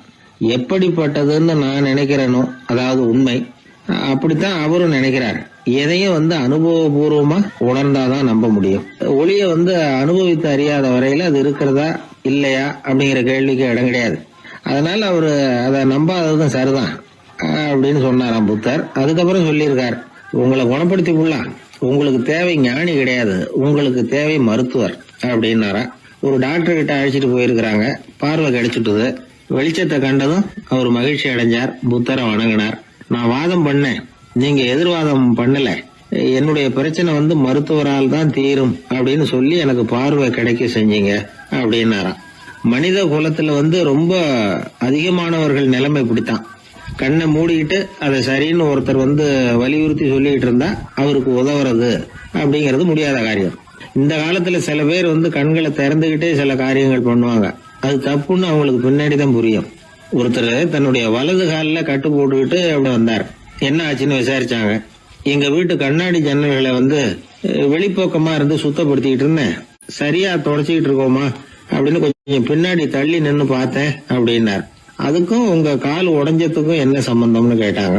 நான் குடியிருந்தது 4வது மாடியாச்சே அப்படின்னாராம். ஊர்ல ஒரு மன்னர் இருந்தார். அவரு பக்கத்து தேசத்து மேல படையெடுக்கணும்னு நினைச்சுக்கிட்டு இருந்தார். அதையும் தன்னுடைய நாட்டோட சேர்த்துக்கணுங்கிற ஆசை. எப்போ படையெடுக்கலாம்னு யோசிச்சுக்கிட்டு இருந்தார். இப்படி யோசிச்சுக்கிட்டு இருந்த சமயத்துல ஒரு பெரியவர் அவரை தேடிட்டு வந்தார். அவர் அடிக்கடி வருவார், அவர்கிட்ட பேசிக்கிட்டு இருப்பார். இப்போ அப்படித்தான் வந்தார். என்ன மன்னா யோசனைன்னாரு. இவர் தன்னுடைய யோசனையை சொன்னார். இந்த சமயத்துல மன்னருக்கு தாகம் எடுத்தது, தண்ணி குடிக்கணும் போல இருந்தது. உடனே அங்க இருந்த ஒரு அரண்மனை பணியாளரை கூப்பிட்டார். போய் கொஞ்சம் தண்ணி கொண்டு வாப்பா அப்படின்னார். அந்த பணியாளர் போனார். ஒரு கோலையில தண்ணி கொண்டு வந்தார். ராஜா கிட்ட நீட்டினார். ராஜா அதை வாங்கி குடிக்கிறதுக்காக வாய்கிட்ட கொண்டுட்டு போனார். அந்த நேரம் பார்த்து மன்னா கொஞ்சம் பொறுங்கன்னார் இந்த பெரியவர். ஆவலோட குடிக்க போன மன்னர் அப்படியே நிறுத்திக்கிட்டு பெரியவரை பார்த்தார். இப்ப அந்த பெரியவர் சொன்னார், மன்னா, இப்ப உங்களை விட வலிமை உள்ள ஒரு சக்தி உங்களுக்கு தண்ணி கொடுக்க மறுத்துடுதுன்னு வைங்க, உங்களை குடிக்க விடாம தடுத்துடுது அப்படின்னா இப்ப இந்த ஒரு கோவள தண்ணீரை என்ன விலை கொடுத்து வாங்குவீங்க அப்படின்னு கேட்டார். இப்ப எனக்கு இருக்கிற தாகத்துக்கு என்னுடைய அரசாங்கத்துல பாதியையாவது கொடுத்து இந்த தண்ணியை வாங்கறதுக்கு தயங்க மாட்டேன்னார் அவர். சரி இப்ப அந்த தண்ணியை குடிங்கன்னார் பெரியவர். மன்னர் ஆவலோட அந்த தண்ணியை குடிச்சு முடிச்சார். அதுக்கப்புறம் கொஞ்ச நேரம் தன்னுடைய படையெடுப்பு பத்தி சொல்லிட்டு இருந்தார்.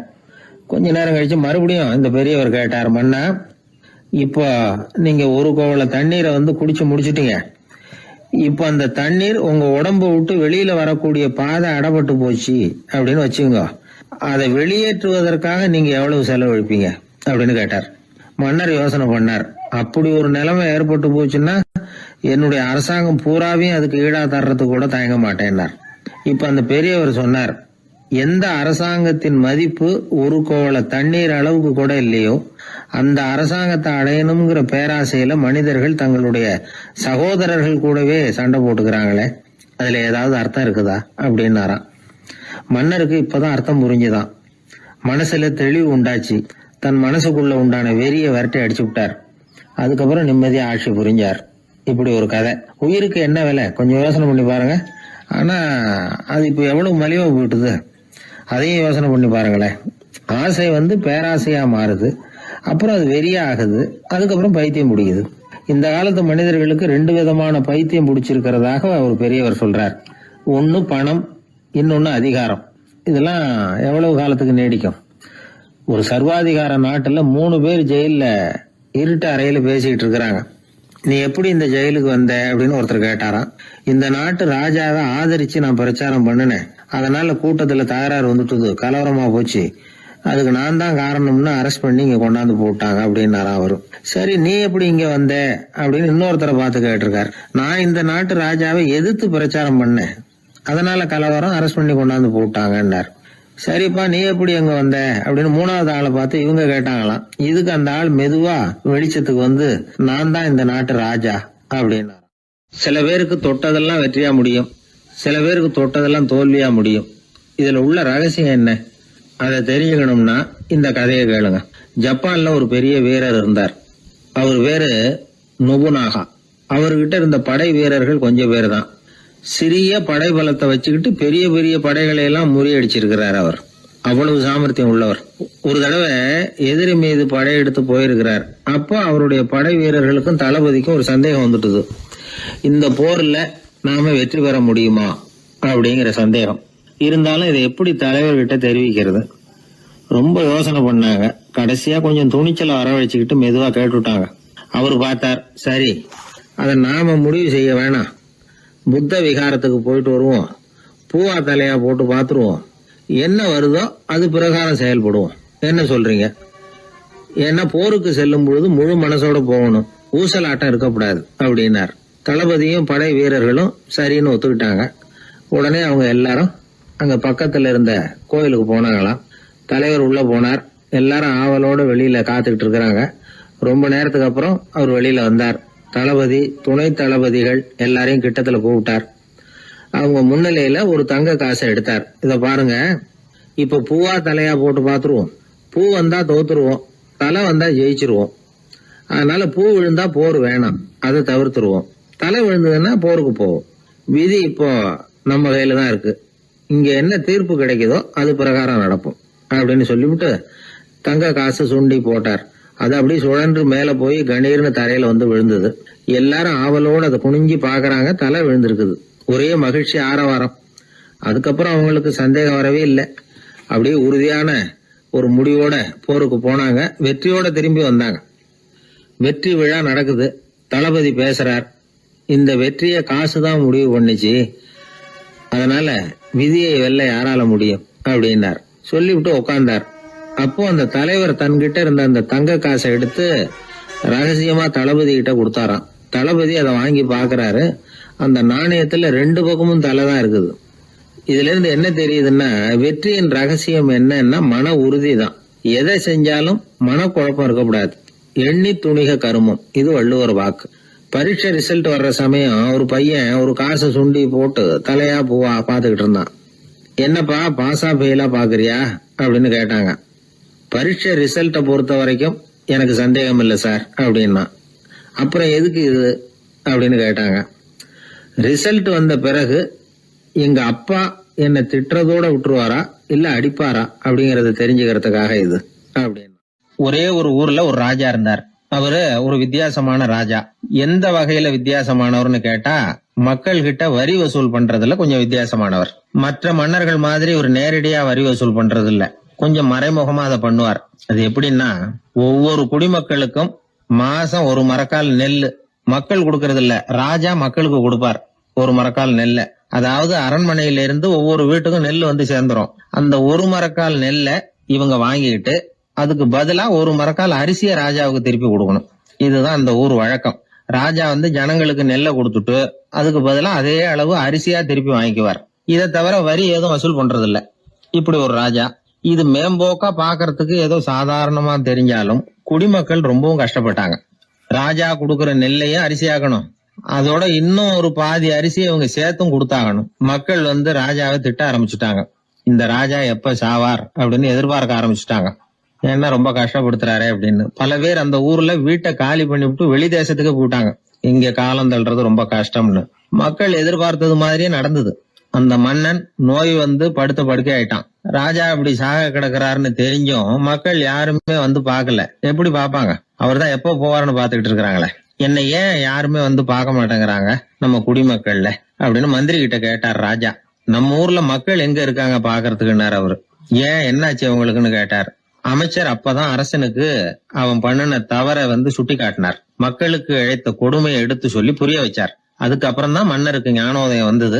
செய்த பாவங்களை எண்ணி வருத்தப்பட்டான்.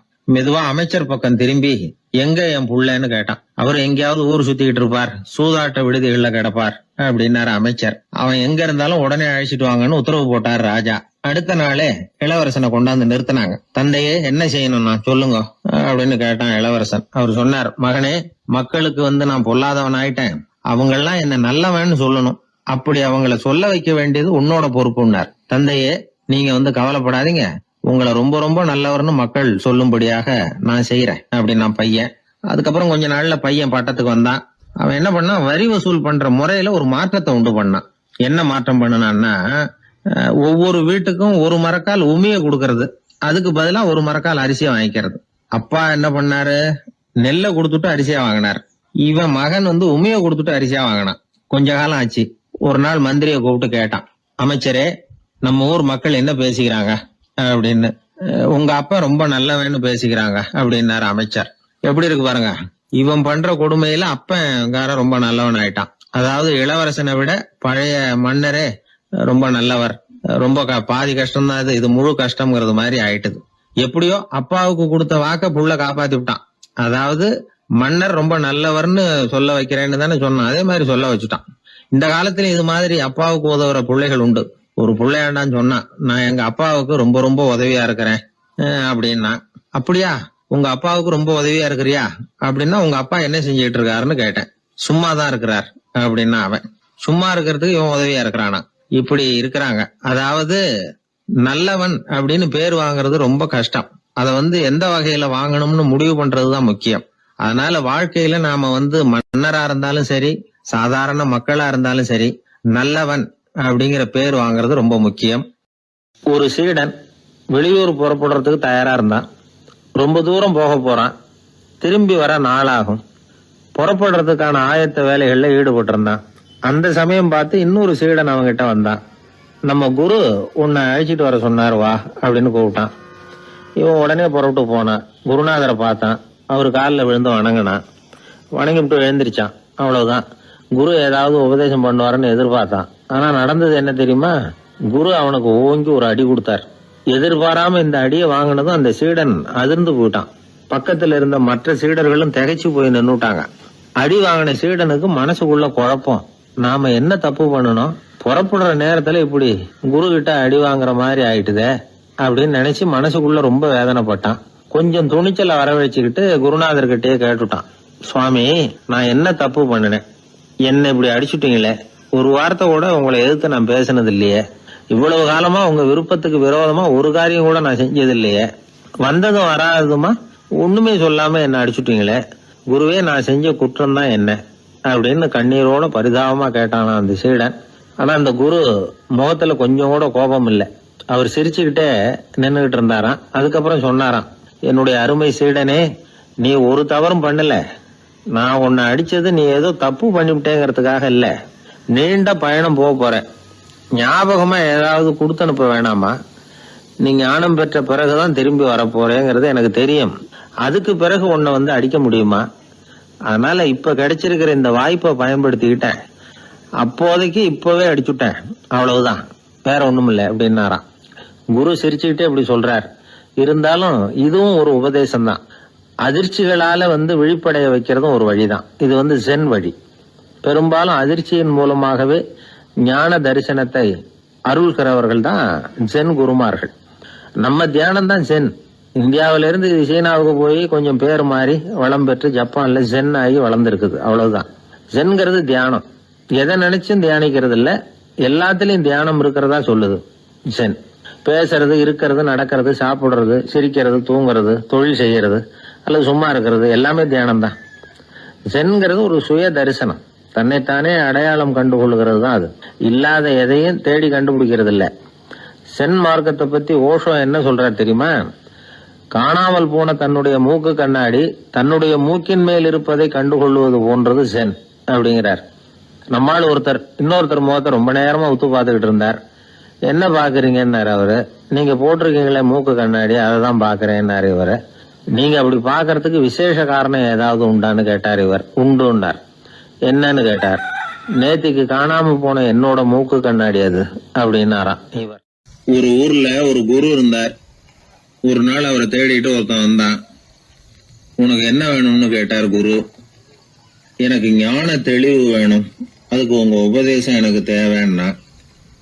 உபதேசம் வேணும்னா அதை பெற்றுக்கொள்ளுகிற அளவுக்கு தகுதி உள்ளவனா உன்னை தயார்படுத்திக்கணுமேன்னார்.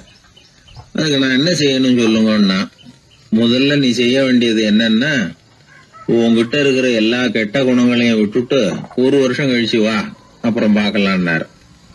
அவ்வளவுதானே, சரின்னு சொல்லிவிட்டு அவன் போயிட்டான். 1 வருஷம் கழிச்சு வந்தான். அவன் அங்க வந்து சேர்ந்த சமயத்துல அந்த ஆசிரமத்தின் மண் தரைய ஒரு வேலைக்காரன் பெருக்கி சுத்தம் பண்ணிட்டு இருக்கிறான். அந்த மண் தரையிலிருந்து எழுந்த புழுதி அதிகமா இருந்தது. அது காத்துல கலந்தது. சீடனையே மறைக்கிற அளவுக்கு ஆயிட்டுது. ஒரே புழுதி மயம். சீடனுக்கு கோபம் வந்துட்டுது. அந்த வேலைக்காரனை அடிக்கிறதுக்காக கைய வாங்கிட்டு போனான். அவன் ஓடி போய் குரு கிட்ட சொல்லிவிட்டான், குருவே, உங்க உத்தரவுப்படிதான் நான் தரையை சுத்தம் பண்ணேன். ஆனா அந்த ஆளு என்ன அடிக்க வர்றான் அப்படின்னா. குரு பார்த்தார். அந்த சீடனை கூப்பிட்டார். இத பாருப்பா, உன்னுடைய எண்ணங்கள்ல பாம்பு புகுந்துட்டுது. அதையெல்லாம் விரட்டி அடிச்சு விட்டு 1 வருஷம் கழிச்சு வா, அதுக்கப்புறம் பாக்கலான்னுட்டார். சீடன் யோசனை பண்ணான். சரின்னு சொல்லிட்டு போயிட்டான். 1 வருஷம் கழிச்சு மறுபடியும் வந்தான். இப்போ அவன் வர்ற சமயத்துல அந்த வேலைக்காரன் என்ன பண்ணான் தெரியுமா? குரு கட்டளைப்படி தரையை பெருக்கினான். அப்புறம் அந்த புழுதியை எடுத்து வேணும்னே அந்த சீடன் மேல தூவனான். அவ்வளவுதான். சீடனுக்கு மகாகம் வந்துட்டுது. அந்த வேலைக்காரனை பிடிச்சி கண்ணாமண்ணான்னு திட்டிவிட்டான். வேலைக்காரன் குரு கிட்ட ஓடனான். ஐயா, அந்த ஆளு வாய்க்கு வந்தபடியெல்லாம் திட்டுறான் அப்படின்னா. குரு பார்த்தார். ஓ அப்படியா? அப்படின்னா இந்த தடவை பாம்புகள் கிடையாது. இப்போ அவன் இதயத்துக்குள்ள நுழைஞ்சிருக்கிறது நாய். அதை விரட்டி அடிச்சு விட்டு இன்னும் ஒரு வருஷம் கழிச்சு அவனை வர சொல், அப்புறம் பார்க்கலாம் அப்படின்னு சொல்லி அனுப்பி வச்சுட்டார். சீடன் திரும்பி போயிட்டான். 1 வருஷம் கழிச்சு மறுபடியும் வந்தான். இப்ப அவன் வர்றப்போ என்ன செய்யணுங்கிறத அந்த வேலைக்காரங்கிட்ட குரு ஏற்கனவே சொல்லி வச்சிருக்கிறார். அது பிரகாரமே அவன் பண்ணனான். அவன் என்ன செஞ்சான் தெரியுமா? கூட்டி பெருக்கின புழுதியை எல்லாம் ஒரு வாளி தண்ணியில போட்டு நல்லா கலக்கி அந்த சீடன் தலையில ஊத்தினான். இவ்வளவு செஞ்சும் இந்த தடவை அவனுக்கு கோபமே வரல. அதுக்கு பதிலா அவனை பார்த்து நன்றின்னா. எதுக்கு நன்றி தெரியுமா? எதையும் சகிச்சுக்கிட்டு அமைதியா இருக்கும் குணத்தை கற்றுக்கொள்வதற்கு உதவியா இருந்ததுக்காக அந்த வேலைக்காரனுக்கு நன்றி. இத கேள்விப்பட்ட உடனே அந்த குரு ஓடி வந்தார். இவனை கட்டி பிடிச்சுக்கிட்டார். இனிமே நான் உனக்கு உபதேசம் பண்ணலாம், அதுக்கான தகுதி உனக்கு வந்துட்டுதுன்னார். இதுல இருந்து என்ன தெரியுது? ஒருத்தர்கிட்ட உபதேசம் வாங்கணும்னா கூட அதுக்குன்னு ஒரு தகுதி நமக்கு தேவைப்படுது. சகிப்புத்தன்மை ஒவ்வொரு மனிதனுக்கும் தேவைதான். இந்த காலத்துல ஒரு குரு, அவரை தேடி ஒருத்தன் வந்தான். குரு அவனை நிமிர்ந்து பார்த்துட்டு சொன்னார், நீ முதல்ல சகிப்புத்தன்மைய வளர்த்துக்கிட்டு அதுக்கப்புறம் என்கிட்ட வாழ்னார். இவன் அவரை நிமிர்ந்து பார்த்துட்டு சொன்னான், குருவே, நான் உங்ககிட்ட வந்திருக்கிறதே சகிப்புத்தன்மையை வளர்த்துக்கிறதுக்காகத்தானே அப்படின்னு. மனுநீதி சோழன் வரலாறு நமக்கு தெரியும். அது மாதிரி நீதி தவறாத ஆட்சியாளர்கள் பல பேர் இருந்திருக்கிறாங்க இந்த உலகத்துல. ஹசரத் உமர் பின் கத்தாப் அப்படின்னு ஒருத்தர், இஸ்லாத்தின் 2வது கலீஃபா இவர். அவருடைய ஆட்சி காலத்துல நடந்த ஒரு நிகழ்ச்சி. இந்த மன்னருக்கு ஒரு மகன், அவர் பேரு அபு ஷஹ்மா. அந்த மிசர் நாட்டு கவர்னர் அமர் பின் ஆஸ், அந்த மன்னருடைய மகன் கவர்னர் அவர்களுடைய கவனிப்புல இருந்தார். அந்த சமயத்துல ஒரு நாள் அவர் மதுபானா இருந்தனர். கவர்னருக்கு தெரிஞ்சு போச்சு. அவருக்கு தர்ம சங்கடமா போட்டுது. அவர் செஞ்சது மன்னருடைய மகன். கவர்னர் யோசனை பண்ணார். அவர் மெதுவா தன்னுடைய வீட்டுக்கு அழைச்சிட்டு வந்தார். அதிகமா அவரை கஷ்டப்படுத்தாம ஒரு சின்ன தண்டனை கொடுத்து பிரச்சனையை தீர்த்துட்டார். ஏதோ பேருக்கு ஒரு தண்டனை, அவ்வளவுதான். இது நடந்து கொஞ்ச நாள் கழிச்சு மன்னருக்கு இந்த விஷயம் தெரிஞ்சு போச்சு. தன்னுடைய மகன்கிறதுனால கவர்னர் லேசான தண்டனையோட விட்டுட்டார் அப்படிங்கறத புரிஞ்சுக்கிட்டார். உடனே கவர்னருக்கு தகவல் அனுப்பினார். அமர் பின் ஆஸ் அவர்களே, என்னுடைய மகன் மதுபானம் அருந்தி இருக்கிறான். அது உங்களுக்கு தெரிஞ்ச உடனே தண்டனை கொடுத்திருக்கிறீங்க. கலீஃபாவின் மகன்கிற காரணத்தினால குறைவான தண்டனையை கொடுத்ததாக கேள்விப்படுறேன். இது ஷரியத்தின்படி மாபெரும் குற்றம். உங்களுடைய நடத்தையும் மன்னிக்க கூடியதல்ல. இந்த கடிதம் கண்ட உடனே மகன் அபு ஷஹ்மாவை மதீனாவுக்கு அனுப்பி வைக்க வேண்டியது அப்படின்னு கடிதம் எழுதினார். அதை பார்த்தார் கவர்னர். உடனே கலீஃபாவின் மகனை மதீனாவுக்கு அனுப்பி வச்சார். மன்னர் முன்னாடி நீதி விசாரணை நடக்குது. தன்னுடைய மகனுக்கு சவுக்கடி வழங்கும்படியா உத்தரவிடுறார் ஹசரத் உமர் பின் கத்தாப். தண்டனை நிறைவேற்றப்பட்டது. கூடியிருந்தவர்கள்லாம் ஐயா கொஞ்சம் கருணை காட்டுங்க அப்படின்னு சொல்லி மன்னர் கிட்ட வேண்டிக்கிட்டாங்களாம். இந்த வேண்டுகோளை மன்னர் ஏத்துக்கல. நீதியின் முன்னால் தந்தை மகன் அன்பு நேசம் உறவு இந்த முறைகளை எல்லாம் கவனிக்க முடியாது. குற்றம் செஞ்சவர் தண்டிக்கப்பட வேண்டியவர், அவர் யாரா இருந்தாலும் சரி அப்படின்னாராம். எல்லா ஆட்சியாளர்களுமே கவனிக்க வேண்டிய ஒரு செய்தி இது. அவர் ஒரு நாள் தன்னுடைய அரசாங்க கணக்கு வழக்குகளை பார்த்துட்டு இருக்கிறார். அந்த சமயத்துல அவரை பார்க்க ஒரு பெரிய மனிதர் வந்தார். இவர் தன்னுடைய சொந்த வேலை காரணமா வந்திருக்கிறார் அப்படிங்கறத அவர் புரிஞ்சுக்கிட்டார். உடனே அது வரைக்கும் வரைக்கும் எரிஞ்சுகிட்டு இருந்த விளக்க அணைச்சுட்டு இன்னொரு விளக்க ஏத்தி வச்சுக்கிட்டாராம். இந்த செயலுக்கு என்ன காரணம்னு கேட்டிருக்கிறார் வந்தவர். இதுக்கு அவரு சொன்னார், ஐயா நீங்க வந்த போது இங்க எரிஞ்சுகிட்டு இருந்தது அரசாங்க விளக்கு, இப்ப எரியறது சொந்த விளக்கு. சொந்த விஷயங்களை பேசுறப்போ அரசாங்க பணத்தை செலவு பண்ணக்கூடாது, அதனாலதான் விளக்க மாத்தினேன் அப்படின்னாராம். இப்படிலாம் பல பேர் இந்த உலகத்துல இருந்திருக்கிறாங்க. ஆனா இப்ப எல்லாம் பல பேர் அப்படி இருக்கிறது இல்ல. ஒருத்தர் அப்படிதான் அரசாங்க விஷயங்களை பார்த்துக்கிட்டு உட்கார்ந்து இருக்கிறார். அந்த சமயத்துல ஒரு பெரிய தொழில் அதிபர் அவரை பார்க்க வந்திருக்கிறார். இவரு சடார்னு எழுந்திருச்சு எரிஞ்சுகிட்டு இருந்த விளக்க அணைச்சுட்டார். எங்கும் ஒரே இருட்டு. ஏன் விளக்க அணைச்சுட்டீங்கன்னு கேட்டிருக்கிறார் வந்தவர். இங்க நடக்கிறது மத்தவங்க கண்ணுல பற்றக்கூடாது அப்படிங்கறதுக்காக தான் விளக்க அணைச்சேன். நீங்க கொண்டு வந்திருக்கிறத அப்படி ஒரு ஓரமா வச்சுட்டு போடுங்க, அதுக்கப்புறமா விளக்க போட்டு நான் எடுத்துக்கிறேன் அப்படின்னாராம் இவர். ஒரு குழந்தை அம்மா கிட்ட போச்சு, அம்மா என்ன தூக்கிக்க. உடனே அந்த அம்மா அந்த குழந்தைய தூக்கி இடுப்புல வச்சுக்கிறாங்க. எந்த பக்கம் வச்சுக்கிறாங்க? இடது பக்கம். பொதுவா குழந்தைய தூக்குறவங்க யாரும் வலது பக்கம் இடுப்புல வச்சுக்கிறது இல்ல. விவரம் தெரியாத சில ஆம்பளைகளை அப்படி தூக்கி வச்சுக்கிட்டு அலையிறது உண்டு. ரொம்ப காலமாவே குழந்தைகளை இடுப்புல இடது பக்கமா வச்சிருக்கிற பழக்கம் தான் இருந்து வந்திருக்குது. இதுக்கு ஆய்வாளர்கள் என்ன காரணம் சொல்றாங்க தெரியுமா? அப்படி இருந்தாதான் குழந்தை சொல்றத, குழந்தை நினைக்கிறத தாயினால நல்லா உணர முடியுதாம். இடது பகுதியை ஆட்சி பண்றது, குறிப்பா காதின் தலைமையாக இருக்கிறது வலது பக்கம் தான். அதனால தாய் குழந்தைக்கு பதில் சொல்லவோ, அது என்ன கேக்குதுங்கிறத சீக்கிரமா புரிஞ்சுக்கிட்டு நடந்துக்கவோ அதுதான் சௌரியம் அப்படின்னு ஆய்வாளர்கள் இதுக்கு காரணம் சொல்றாங்க. இதனால என்ன ஆகுதான், தாய்க்கும் குழந்தைக்கும் நெருக்கம் அதிகமாகுதான், குழந்தைக்கும் பாதுகாப்பு அதிகமா. அது மட்டும் இல்ல, ஒரு தாய் தன்னுடைய குழந்தைய இடுப்புல சுமக்கிறதுனால அவள் நினைக்கிறத, அவளோட இதய துடிப்ப குழந்தை உணர்தான். 9 மாதத்துக்கு அதிகமா இருந்த இடம் இல்லையா, அதனால அவளை பத்தி நல்லா அறிந்து கொள்ளுகிற வாய்ப்பும் குழந்தைக்கு கிடைக்குது. நம்ம முன்னோர்கள் ரொம்ப காலத்துக்கு முன்னாடியே வலது கையை பார்க்க ஆரம்பிச்சிட்டாங்களாம். அவங்க பயன்படுத்திய கல் ஆயுதங்கள்லாம் வலது பக்கமா தான் தீட்டப்பட்டிருக்குது. அதுல இருந்து நமக்கு என்ன தெரியுதுன்னா, வலது கையை தான் உபயோகப்படுத்தி இருக்கிறாங்கிறது தெரியுது. இப்படி எல்லாம் இருந்தா கூட இன்னைக்கு நம்மள 10ல் ஒருத்தருக்கு ஒரு பழக்கம் உண்டு, அது இடது கை பழக்கம். ஆனாலும் 2 கைகளும் ஒற்றுமையா இருக்கிறதுக்கு தான் ரொம்பவும் முயற்சி பண்ணுதான். இப்போ வலது கை பழக்கம் உள்ளவங்க பேசுறதுக்கு, எழுதுறதுக்கு செயல்படுத்துற தலைமையகம் தலையின் பின்புறம் பிடரியில் இருக்குது. இடது கை பழக்கம் உள்ளவங்களுக்கு மூளையில 2 பக்கங்கள்லயும் தலைமையகம் இருக்குது. இது விஞ்ஞானிகள் சொல்றது. எத்தனையோ மேதைகள் இடது கை பழக்கம் உள்ளவங்களா இருந்திருக்கிறாங்க. அமெரிக்க மேதை பெஞ்சமின் பிராங்கிலின், இத்தாலிய ஓவியர் லியோனார்டோ டாவின்சி, இப்படி நிறைய பேர் இருந்திருக்கிறாங்க, இப்பவும் இருக்கிறாங்க. காலங்காலமா இயல்பாவே இடது கை பழக்கம் இருந்து வந்திருக்குது. அப்படி இருக்கிறப்போ வலது கை எப்போ இடது கைய வென்றது, ஜெயிச்சது அப்படிங்கிற விவரம் இன்னமும் யாருக்குமே புரியல, ஆய்வாளர்களுக்கும் புரியல. அவங்களும் யோசிச்சுக்கிட்டு இருக்கிறாங்க. உலகம் இடது பக்கமா தான் சுத்துது. வானத்துல இருக்கிற வெள்ளி வீதி, அப்புறம் அணுவுல இருக்கிற துணுக்குகள், உடம்புல இருக்கிற அமினோ அமிலம், இப்படி எல்லாமே இடதுபுறமா தான் இயங்கிட்டு இருக்குது. இவ்வளவு செய்திகள் இடது கைக்கு ஆதரவா இருக்கிறப்போ அது எப்படி வலது கை கிட்ட ஏமாந்தது அப்படிங்கிற ரகசியம் இன்னமும் யாருக்கும் தெரியலையா. இது சம்பந்தமா ஆராய்ச்சி பண்றவங்களுக்கு இது இன்னமும் ஒரு பிரச்சனையா தான் இருக்குதான். இப்படி இடது கை ஒதுங்கிட்டதுனால இப்பெல்லாம் வலது கைக்கு தான் மரியாதை அதிகமா போச்சு. ஒரு ஆசாமி இடது கையில கட்டு போட்டுட்டு வந்தானா, கையில என்னப்பா கட்டுன்னு விசாரிச்சிருக்கிறார் ஒருத்தர். ஒரு இயந்திரத்தை பிரிச்சு ரிப்பேர் பார்த்துக்கிட்டு இருந்தேன், மறுபடியும் அதை ஓட விட்டு பாக்குறப்போ இடது கை விரல் மாட்டிக்கிட்டது, அதுதான் கட்டு அப்படின்ட்டு இருக்கான். நல்ல வேளை வலது கை மாட்டியிருந்தா உன்னால சாப்பிட கூட கஷ்டமா போயிருக்குமே என்னார் அவர். இதுக்கு அவன் சொன்னானா, முதல்ல வலது கை தாங்க மாட்டிக்க இருந்தது, நான் தான் உடனே புத்திசாலித்தனமா அதை இழுத்துக்கிட்டு இடது கையை கொடுத்தேன் அப்படின்னு இருக்கான். இவன் எப்பேற்பட்ட புத்திசாலி பாருங்க. இந்த வலது கை இடது கைங்கிறத பத்தி அறிவியல் ஆராய்ச்சி ஒரு பக்கம் இருந்தாலும் கை சுத்தமா இருக்கணும், இது வாழ்க்கைக்கு முக்கியம். உண்மை, உழைப்பு, நேர்மை இதெல்லாம் இருந்தாதான் வாழ்க்கையில முன்னேற முடியும். அதனால இந்த இடது கை பழக்கம், வலது கை பழக்கம் எது எப்படி இருந்தாலும் அது ஒருத்தருடைய புத்திசாலித்தனத்தை பாதிக்கிறது இல்ல. அதனால வாழ்க்கையில முன்னேறதுக்கு இது ஒரு இடைஞ்சலா இருக்கிறது இல்ல. நாம நம்ம உடம்பையும் புரிஞ்சுக்குவோம், மனசையும் புரிஞ்சுக்குவோம். அப்படி புரிந்து கொண்டு வாழ்க்கையில முன்னேறுவோம். ஒரு இளைஞன், வசதியான குடும்பம், அவனுக்கு வாழ்க்கையில நிம்மதி இல்ல, வாழவே பிடிக்கல, எல்லாம் வெறுத்து போச்சு. என்ன பண்ணலாம்னு யோசனை பண்ணான். ஒரு குருவை தேடிட்டு போனான். அவர்கிட்ட தான் வந்த விவரத்தை சொல்லி ஏதாவது வழி சொல்லுங்க சுவாமின்னு கேட்டான். அவரு பார்த்தார், சரி அதுக்கு முன்னாடி உன்னை பத்தி கொஞ்சம் சொல்லு, எவ்வளவு படிச்சிருக்கிற, என்ன தெரியும் உனக்கு அப்படின்னு கேட்டார். சுவாமி, நான் ஒழுங்கா படிக்கல, எதுவும் தெரியாது, ஆனா ஒண்ணு, கொஞ்சம் சதுரங்கம் ஆட தெரியும் எனக்கு, அவ்வளவுதான்.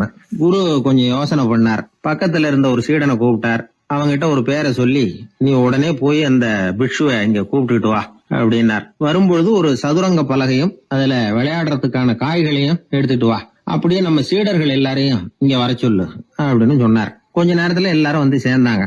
சதுரங்க பலகையை கொண்டாந்து வச்சாங்க. அந்த பிட்சுவும் வந்து சேர்ந்தார். குரு முன்னாடி அடக்கமா நின்னார். குரு அவரை கிட்டத்துல கூப்பிட்டு கொஞ்ச நேரம் சதுரங்கம் ஆடணும்னார். அந்த பிட்சுவுக்கு சதுரங்கம்னா என்னன்னு தெரியாது. இருந்தாலும் மறுப்பு எதுவும் சொல்லல. குரு சொன்னார், பிட்சுவே, நீர் என்னுடைய சீடர், என்னுடைய பேச்ச மறுக்காதவர். உம்முடைய அடக்கத்தையும் பணிவையும் நான் அறிவேன். எனக்காக உயிரையும் கொடுக்கறதாக சொல்லி இருக்கிறீங்க. இப்போ அதுக்கான வாய்ப்பு வந்திருக்குது. நீங்க இந்த இளைஞனோட சதுரங்கம் ஆடணும். தோத்து போனா இந்த வாளால தலையை சீவி விடுவேன். ஆனா இறந்தாலும் உமக்கு சொர்க்கம் நிச்சயம். நீங்கள் வெற்றி பெற்றுட்டா தோற்று போன இந்த இளைஞனின் தலையை சீவி விடுவேன். சரி, இப்போ நீங்க ஆட ஆரம்பிக்கலாம்னார். ஆட்டம் ஆரம்பமாச்சு. அந்த பிட்சு முகத்துல சலனமே இல்ல. சாவை பத்தி கவலைப்பட்டதாவே தெரியல. எதுவும் புரியலன்னாலும் குருவின் கட்டளைங்கிறதுனால ஏதோ ஒரு காயை நகர்த்திட்டு இருந்தார். சுத்தி இருந்த சீடர்கள் முகத்துல திகில், பயம், பாவம், நம்ம பிட்சு நிலைமை இப்படி ஆயிட்டுதே அப்படிங்கிற கவலை. குரு கையில பெரிய வாள் பளபளப்பா தயாரா இருக்குது. பிட்சு காயை நகர்த்துறது ஆரம்பத்திலேயே ஆச்சரியமா தெரிஞ்சாலும் அவருக்கு சதுரங்கம் பத்தி எதுவுமே தெரியாதுங்கிறது இளைஞனுக்கு புரிஞ்சு போச்சு. அவனுக்கு உற்சாகம் வந்துட்டது. சுறுசுறுப்பா காய்களை நகர்த்த ஆரம்பிச்சான். பிட்சு கொஞ்சம் கொஞ்சமா தோத்துக்கிட்டே வந்தார். சுத்தி இருக்கிற சீடர்கள் முகத்துல சொல்ல முடியாத வேதனை. இளைஞன் முகத்துல மகிழ்ச்சி. நிமிர்ந்து பார்த்தான் எதிரில இருந்த பிட்சுவை. அவர் முகத்தை பார்த்ததும் இவனுக்கு ரொம்ப பாவமா இருந்தது. அந்த முகத்துலதான் எவ்வளவு சாந்தம், எவ்வளவு இனிமை, அவர் கண்கள்ல எவ்வளவு கருணை. இவர் சாகத்தான் வேணுமா? இளைஞன் யோசிக்க ஆரம்பிச்சான். நாம இறந்து போனா யாருக்கும் எந்த இழப்பும் இல்ல. வீணாகி போன தன்னுடைய வாழ்வும் சாவும் யாரையும் பாதிக்க போறதில்ல. ஆனா துறவியும் ஞானியுமான கருணை மிக்க இந்த பிட்சு இறந்தா அது எவ்வளவு பெரிய இழப்பு. அதுக்கு நாம காரணமா இருக்கிறதா அப்படின்னு நினைச்சு பார்த்தான் அந்த இளைஞன். உடனே கண்ணாமண்ணான்னு விளையாட ஆரம்பிச்சுட்டான். அதாவது தான் தோத்து போகணுங்கிறதுக்காகவே. ஆட்டத்தை கூர்ந்து கவனிச்சுக்கிட்டு இருந்த குரு திடீர்னு சதுரங்க பலகையை கழுத்து தள்ளினார். காய்கள்லாம் செதறி போட்டுது. எல்லாரும் திகைச்சு போயிட்டாங்க. யாருக்கும் வெற்றி தோல்வி இல்லைன்னு அறிவிக்கிறேன் குரு. தம்பி, உன்னுடைய மன ஒருமைப்பாட்டை கவனிச்சேன். முழுமையா ஆட்டத்துல மூழ்கி போனதையும் பார்த்தேன். கடைசியில உயிர் தியாகம் பண்ண முடிவெடுத்து தாறுமாறா ஆட ஆரம்பிச்சதையும் கவனிச்சேன். வாழ்க்கை என்னங்கிறதும் எந்த வாழ்க்கை பயனுள்ள வாழ்க்கைங்கிறதும் உனக்கு புரிஞ்சுட்டுது. இப்ப இங்க அதை நீ கத்துக்கிட்ட. உன்னுடைய மனம் பக்குவ நிலை அடைஞ்சுட்டுது. தியாகம் உன்னுடைய இதயத்துல குடி வந்துட்டுது. அது எங்க இருந்தாலும் நல்லதுதான். உனக்குள்ள இருந்துதான் அந்த தியாகம் வந்திருக்கு. அதை நீ அடையாளம் கண்டுபிடிச்சுக்கிட்ட. நீ இனிமே கொஞ்ச காலம் இங்கேயே இருந்துட்டு போகலாம். உன்னுடைய வாழ்வு பயனுள்ள வாழ்வா மாறும் அப்படின்னு சொல்லி அந்த குரு ஆசீர்வாதம் பண்ணார். இந்த காலத்திலயும் ஒருத்தர் அது மாதிரி தன்னுடைய வாழ்க்கையை பயனுள்ளதாக ஆக்கிக்கணும்னு ஆசைப்பட்டார். உடனே சதுரங்கம் ஆட ஆரம்பிச்சார். அப்புறம் சீட்டாட ஆரம்பிச்சார். கொஞ்ச நாள் கழிச்சு அவரை பார்த்த நண்பர் ஒருத்தர் கேட்டார், என்னங்க சீட்டாட ஆரம்பிச்ச பிறகு வாழ்க்கை பயனுள்ளதா ஆச்சா அப்படின்னு கேட்டார். ஆச்சுன்னார் அவர். யாருக்கு, உங்களுக்கான்னு கேட்டார். இல்லைங்க, நான் யாரோட ஆடுனோ அவருக்கு வாழ்க்கை பயனுள்ளதா ஆச்சு அப்படின்னு ஒரு விளக்கம் கொடுத்தாராம். அதனால வாழ்க்கைங்கிறது ரொம்ப நுட்பமான ஒன்று. அந்த நுட்பமான வாழ்க்கையை புரிஞ்சுக்கிட்டு அதுக்கப்புறம் அதை பயனுள்ளதாக மாற்றிக்கொள்ள வேண்டியது மனிதர்களுடைய கடமை. விளையாடுறது வழக்கம். மரத்துக்கு அந்த பையன் பேரில் ஒரு பாசம் உண்டாக ஆரம்பிச்சுட்டுது. பையன் அந்த மரத்தில் உள்ள பூக்களை பறிக்கணும், பழங்களை பறிக்கணும்னு ஆசைப்பட்டான். அதுக்காகவே அந்த மரம் தன்னோட கிளைகளை வளைச்சி அவனுக்கு எட்டுற அளவுக்கு தலையை சாய்ச்சி கொடுக்குது. பையன் பூக்களை பறிக்கிறான். மரம் சந்தோஷப்படுது. மரம் அன்பின் அடையாளம். அதனால் அது கொடுக்கறதுல சந்தோஷப்படுது. மனிதன் ஆணவத்தின் அடையாளம். அதனால் இவன் பறிக்கிறதுல சந்தோஷப்படுறான். பையன் வளர்ந்தான். அந்த மரத்தின் மடியிலேயே படுத்து தூங்கினான். பூக்களை பறித்து மலர் கிரீடம் பண்ணி தலையில் சூடிக்கிட்டான். பழங்களை பறித்தான், சாப்பிட்டான். அதை பார்த்து அந்த மரம் சந்தோஷப்பட்டுது. கொஞ்ச நாளாச்சு. பையன் இன்னும் கொஞ்சம் பெரியவனானான். அந்த மரத்து மேலே ஏறி கிளையில் உட்காந்துக்கிட்டு ஊஞ்சல் ஆட ஆரம்பித்தான். அவனுக்கு சௌகரியத்தை கொடுக்கறதுல மரத்துக்கு ஆனந்தம், மரத்துக்கு அசௌகரியத்தை கொடுக்கறதுல அவனுக்கு ஆனந்தம். இது அன்புக்கும் ஆணவத்துக்கும் உள்ள வித்தியாசம். பையன் இன்னும் கொஞ்சம் வளர்ந்தான். அவனுக்கு கடமை, லட்சியம் எல்லாம் சேர்ந்தது. படித்து பரீட்சை எழுதி பாஸ் ஆக வேண்டியிருந்தது. அதனால் மரத்துக்கிட்ட வர்றதில்லை அவன். ஆனால் மரம் இவனுக்காக காத்துக்கிட்டு இருக்குது. இவன் உலக விஷயங்களில் மூழ்கிட்டான். தற்செயலாக ஒரு நாள் அந்த பக்கமாக போனான். மரம் அவனை பார்த்துது. மறந்துட்டியா என்ன, நான் உன்னை பார்க்கணும்னு ஆவலாக காத்துக்கிட்டு இருக்கேனே அப்படின்னுது. இவன் பார்த்தான். நீ என்ன வச்சிருக்கிற, நான் உங்ககிட்ட ஏன் வரணும், உங்ககிட்ட பணம் இருக்குதா சொல்லு, வர்றேன். ஏன்னா நான் இப்போ பணத்தை தான் தேடிக்கிட்டு இருக்கிறேன் அப்படின்னா. உனக்கு பணம் தானே வேணும், என்னுடைய பழங்களை பறிச்சுக்கோ, அதையெல்லாம் விற்பனை பண்ணு, பணம் கிடைக்கும் அப்படின்னு அந்த மரம். உடனே அவன் மரத்தில் ஏறினான். பழங்களை பறித்தான். பழுக்காத காய்களையும் சேர்த்து பறித்தான். தன்னோட கிளை கொம்புகள் உடைஞ்சா கூட அதுக்காக அந்த மரம் கவலைப்படலை, சந்தோஷப்பட்டுது. இவன் பழங்களை பொறுக்கிட்டு அந்த மரத்துக்கு ஒரு நன்றி கூட சொல்லாமல் அவன் பாட்டு போட்டான். அதுக்கப்புறம் அந்த பக்கமே திரும்பலை. பணம் சம்பாதிக்கிறதுலேயே குறியாக இருந்தான். மரத்துக்கு மறுபடியும் வருத்தம். அவன் வரலையேன்னு. பல வருஷம் கழித்து அவன் வந்தான். வா மகனே, என்னை வந்து கட்டி பிடிச்சிக்கோண்டுது அந்த மரம். நான் என்ன இன்னமும் சின்ன பிள்ளையா உன்னை வந்து கட்டி பிடிச்சிக்கிறதுக்கு அப்படின்னா அவன். நான் இப்போ ஒரு வீடு கட்ட போகிறேன், அதுக்கு உன்னால் உதவ முடியுமா அப்படின்னா. என்னுடைய கிளைகளை வெட்டிக்கோ அப்படின்னுது மரம். கொஞ்ச நேரத்தில் மரத்தை அப்படியே மொட்டை அடிச்சுட்டான். மறுபடியும் கொஞ்ச காலம் கழிச்சு அந்த மனுஷன் வயசாகி ரொம்ப கிழவனாக போட்டான் அவன். அதுக்கப்புறம் வந்தான். நான் தூர தேசங்களுக்கு போய் பணம் சம்பாதிக்கணும்னு ஆசைப்பட்றேன். நான் பிரயாணம் பண்ணுறதுக்கு ஒரு படகு தேவை, அதுக்கு நீ உதவி செய்ய முடியுமான்னா. அது ஒன்றும் பெரிய பிரச்சனை இல்லை, என்னுடைய அடிமரத்தை வெட்டிக்கோன்னுது அந்த மரம். அவன் வெட்டினான், படகு செஞ்சான், போயிட்டான். இனிமேல் திரும்பி வருவானோ மாட்டானோ அது தெரியாது. ஆனால் இந்த அடிமரம் அவனுக்காக காத்துக்கிட்டு இருக்கும். ஏன்னா இது அன்பின் அடையாளம், அவன் ஆணவத்தின் அடையாளம். அன்பு வந்து கொடுக்கறதுக்கு தான் ஆசைப்படும், ஆணவம் வாங்கிறதுக்கு தான் ஆசைப்படும். இப்படி ஒரு கதையை ஒரு பெரியவர் சொல்லியிருக்கிறார். அதை வந்து நாம் சிந்தித்து பார்க்கணும். எல்லாமே நாற்காலிக்கு ஆசைப்படாதவர்கள் அப்படின்னு சொல்லிட முடியாது. ஏன்னா நிறைய பேர் நாற்காலிக்கு ஆசைப்படுறவங்கள நாம் பார்க்குறோம். உட்கார்றதுக்கு ஒரு நாற்காலி கிடச்சிடாதா, அதோட ஒரு கால் உடஞ்சி முக்காலியாக இருந்தாலும் பரவாயில்ல, ஒரு மாதிரியாக அனுசரித்து உட்காந்துக்கலாம் அப்படின்னு அலையிறவங்க எத்தனை பேர்? இந்த காலத்தில் மட்டும்தான் அப்படின்னு இல்லை, அந்த காலத்துலேயும் இதே மாதிரி ஆசைகள் சபலங்கள் இருந்திருக்கும் போல இருக்குது. பரமசிவன் வந்து வசிஷ்டருக்கு ஒரு விசேஷமான ஆசனத்தை கொடுத்துருந்தாராம். சரி, அப்படி என்ன அதில் விசேஷம்னா, வசிஷ்டர் ஒரு குறிப்பிட்ட இடத்துக்கு போகணும்னு நினச்சி புறப்படுறாருன்னு வச்சுக்கோங்க. அவருக்கு முன்னாடியே இந்த ஆசனம் புறப்பட்டுரும். போய் ஒரு வசதியான இடமா பார்த்து இருந்துக்கும். வசிஷ்டர் போவார். அங்கே போனதும் எங்கே உட்காரலாம்ங்கிற இட பிரச்சனையெல்லாம் அவருக்கு ஏற்படுறதில்ல. அதுதான் இவருடைய இருக்கை வந்து அங்கே முன்னாடியே போய் காத்துக்கிட்டு இருக்குதே. நேராக போவார், அதில் உட்காந்துக்குவார். மற்ற முனிவர்கள்லாம் இதை பார்த்தாங்க. அவங்களுக்கு பொறாமையாக இருந்துதான். எல்லோரும் ஒரு இடத்துல கூடி இதை பற்றி பேசியிருக்கிறாங்க. என்ன இது, நாமளும் அவரை மாதிரி தானே இருக்கிறோம், இருந்தாலும் நமக்கும் அது மாதிரி ஒரு ஆசனம் கிடைக்கலையே அப்படின்னு யோசனை பண்ணியிருக்காங்க. சரி, நேராக பரமசிவன்கிட்டே போவோம், இதை பற்றி கேட்போம் அப்படின்னு நினச்சிக்கிட்டு போனாங்களாம். பரமசிவனை பார்த்துருக்குறாங்க. ஐயா, நாங்களும் முனிவர்கள் தானே, வசிஷ்டர் பண்ணுறது மாதிரி நாங்களும் உங்களை குறித்து கடும் தவம் பண்ணிக்கிட்டு தானே இருக்கிறோம். அப்படி இருக்கும்பொழுது அவருக்கு மட்டும் ஏன் இந்த விசேஷ சலுகை அப்படின்னு கேட்டிருக்காங்க. அதுக்கு பரமசிவன் சொன்னாராம், முனிவர்களே, உங்கள் கேள்விக்கு நான் பதில் சொல்கிறேன், ஆனால் அதுக்கு முன்னாடி நீங்கள் ஒரு காரியம் பண்ணணும்னாராம். என்ன செய்யணும் சொல்லுங்கன்னு இருக்காங்க. நீங்கள் ஒவ்வொருத்தரும் தனித்தனியாக போய் உங்களை விட உயர்ந்த ஒருத்தரை தேடி கண்டுபிடிச்சி அவருக்கு அதிதி பூஜை பண்ணி அவரை ஒரு மண்டலத்துக்குள்ளே என்கிட்ட அழைச்சிட்டு வந்துருங்க அப்படின்னாராம். சரின்னு எல்லாரும் புறப்பட்டுருக்காங்க. அவங்க போனதுக்கப்புறம் நந்தி தேவனை அழைச்சி வசிஷ்டரை கூப்பிட்டுக்கிட்டு வர சொன்னாராம். அவர் வந்தார், வணங்கினார். வசிஷ்டரே, இன்னையிலேருந்து ஒரு மண்டலத்துக்குள்ளே உங்களை விட தாழ்ந்தவர் ஒருத்தரை தேடி கண்டுபிடிச்சி அவருக்கு அதிதி பூஜை பண்ணி அவரை என்கிட்ட கூப்பிட்டுட்டு வாங்கன்னு விட்டார். சரின்னு இவரும் புறப்பட்டு போயிட்டார். கொஞ்ச நாள் ஆச்சு. முனிவர்கள்லாம் திரும்பி வந்தாங்க. பரமசிவன் முன்னாடி வந்து நின்னாங்க. ஐயா, எவ்வளவோ தேடி பார்த்துட்டோம், எங்களை விட உயர்ந்தவர்கள் யாருமே கிடைக்கல அப்படின்னாங்களாம். வசிஷ்டரும் வந்து சேர்ந்தார். ஐயா, எவ்வளவோ தேடி பார்த்தேன், என்னை விட தாழ்ந்தவர் யாருமே கிடைக்கல அப்படின்னாராம். அவரே தொடர்ந்து சொன்னார், என்னுடைய மனைவி எனக்கு அடங்கினவ தானே, அவளுக்காவது அதிதி பூஜை பண்ணி அழைச்சிட்டு வந்துடலாமான்னு யோசித்து பார்த்தேன். என்னோடய மனசு அதுக்கும் இடம் கொடுக்கல. ஏன்னா அவளோட பதிவிரதத்துக்கு முன்னாடி நாம் ஏமாத்திரம் அப்படின்னு யோசித்து பார்த்தேன். அதனால் அந்த எண்ணத்தையும் கைவிட்டுட்டேன் அப்படின்னு ரொம்ப வருத்தத்தோடு சொன்னாராம். இதை கேட்ட உடனே மற்ற முனிவர்களுக்கு வெக்கமாக போச்சு. இந்த உலகத்தில் நம்மளை விட மேலானவங்க யாருமே இல்லைன்னு நாம் நினச்சோம். வசிஷ்டரோ தன்னை விட தாழ்வானவங்க யாருமே இல்லைன்னு நினைக்கிறார். பரமசிவன் ஏன் அந்த ஆசனத்தை அவருக்கு மட்டும் கொடுத்தார் அப்படிங்கிற கேள்விக்கான பதில் அவங்களுக்கு கிடச்சிட்டு தான். இந்த காலத்தில் நாம் எப்படி நினைக்கிறோம்னா, எல்லாரும் நம்மளை விட மட்டமானவங்கன்னு நினைக்கிறோம். அதனால் நாம் மட்டும் நாற்காலியில் உட்காந்தா போதும் அப்படின்னு நினைக்கிறோம்.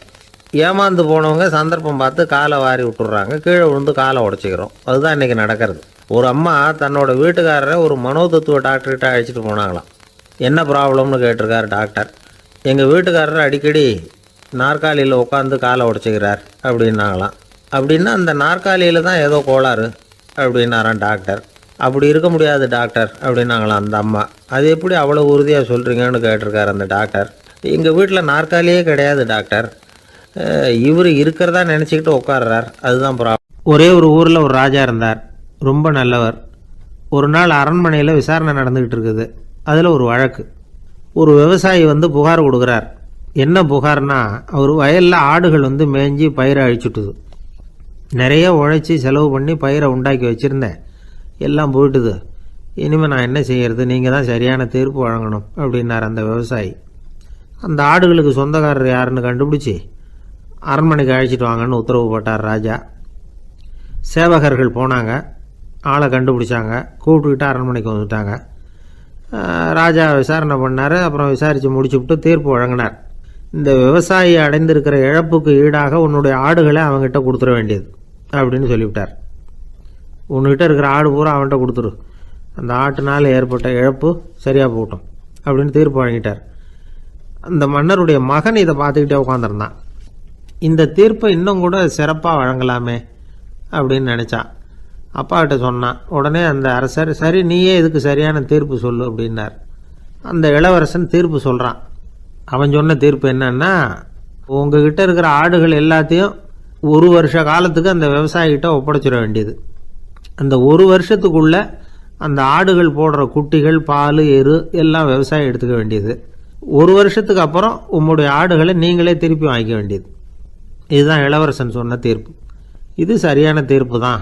இனிமேல் என்னுடைய அரச பொறுப்புகளை இளவரசர் வசம் ஒப்படைக்கிறேன் அப்படின்னு சொல்லி ஒப்படைச்சுட்டாராம். அதாவது தாவூத் நபி, சுலைமான் நபி இவர்களுடைய சரித்திரத்தில் இந்த சம்பவம் காணப்படுறதாக ஒரு நண்பர் சொன்னார். ஒரு தண்டனையை பெறுகிறவன் அதுக்கு பிறகு சமூகத்தில் நல்ல விதமாக வாழறதுக்கு வாய்ப்பு இருக்கிறது மாதிரி அமையணும் தீர்ப்பு. அதுக்கு இது ஒரு உதாரணம். சில தீர்ப்புகள் எப்படி அமைஞ்சு விடுதுன்னா, ஒரு தண்டனையை அனுபவித்து முடித்தவன் அதுக்கப்புறம் அவன் இந்த சமூகத்தில் நல்லவனாக வாழறதுக்கு நினச்சா கூட அதுக்கு தகுதி இல்லாதவன் அப்படிங்கிற அளவுக்கு சூழ்நிலை அமைஞ்சிருது. இது சிந்திக்க வேண்டிய ஒரு செய்தி. இன்னொரு ஊரில் ஒரு ராஜா இருந்தார். அவர் ஒரு நாள் ஒரு போட்டி வச்சார். என்ன போட்டின்னா, அரண்மனை வாசலில் ஒரு பெரிய நீச்சல் குளம், அதில் நிறைய விஷப்பாம்புகள். எந்த இளைஞன் துணிச்சலாக அதில் நீச்சல் குளத்தில் குதித்து நீந்தி கரையேறி வர்றானோ அவனுக்கு 100 ஏக்கர் நிலம் பரிசாக வழங்கப்படும். அது வேணாம்னா 1000 ஆடுகள் பரிசாக வழங்கப்படும். அதுவும் வேணான்னா என்னுடைய மகளை வந்து கல்யாணம் பண்ணிக்கலாம். இதுதான் மன்னருடைய அறிவிப்பு. பரிசுலாம் நல்லா தான் இருக்குது. இருந்தாலும் பாம்புகள் உள்ள குளம்ங்கிறது நல்லா இல்லையே, அதனால் யாரும் அதில் குதித்து நீஞ்சறதுக்கு முன் வரல. இருந்தாலும் திடீர்னு ஒரு இளைஞன் அந்த நீச்சல் குளத்தில் குதிச்சான். நீந்தினா ஒரு வழியாக கரையேறி வந்துட்டான்.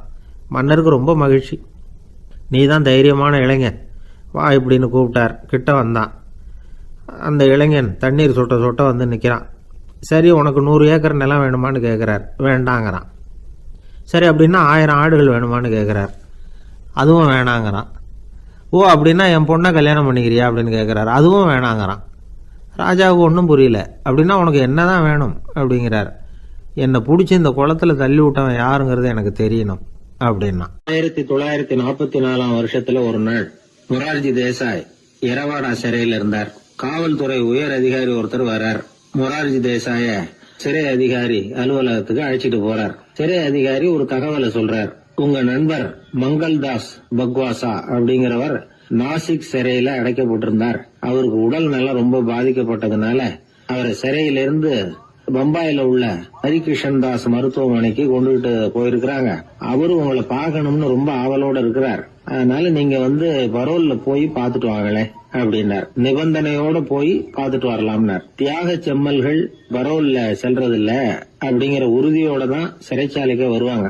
இப்படி இருக்கிறப்போ மொரார்ஜி மட்டும் பரோல்ல போயிட்டு வர்றதுக்கு எப்படி சம்மதிப்பார்? உயிர் நண்பரின் உயிர் சொல்லாடுது அப்படிங்கறத கேட்டதும் உடனே போய் பார்க்கணும்னு ஆவல் தான்.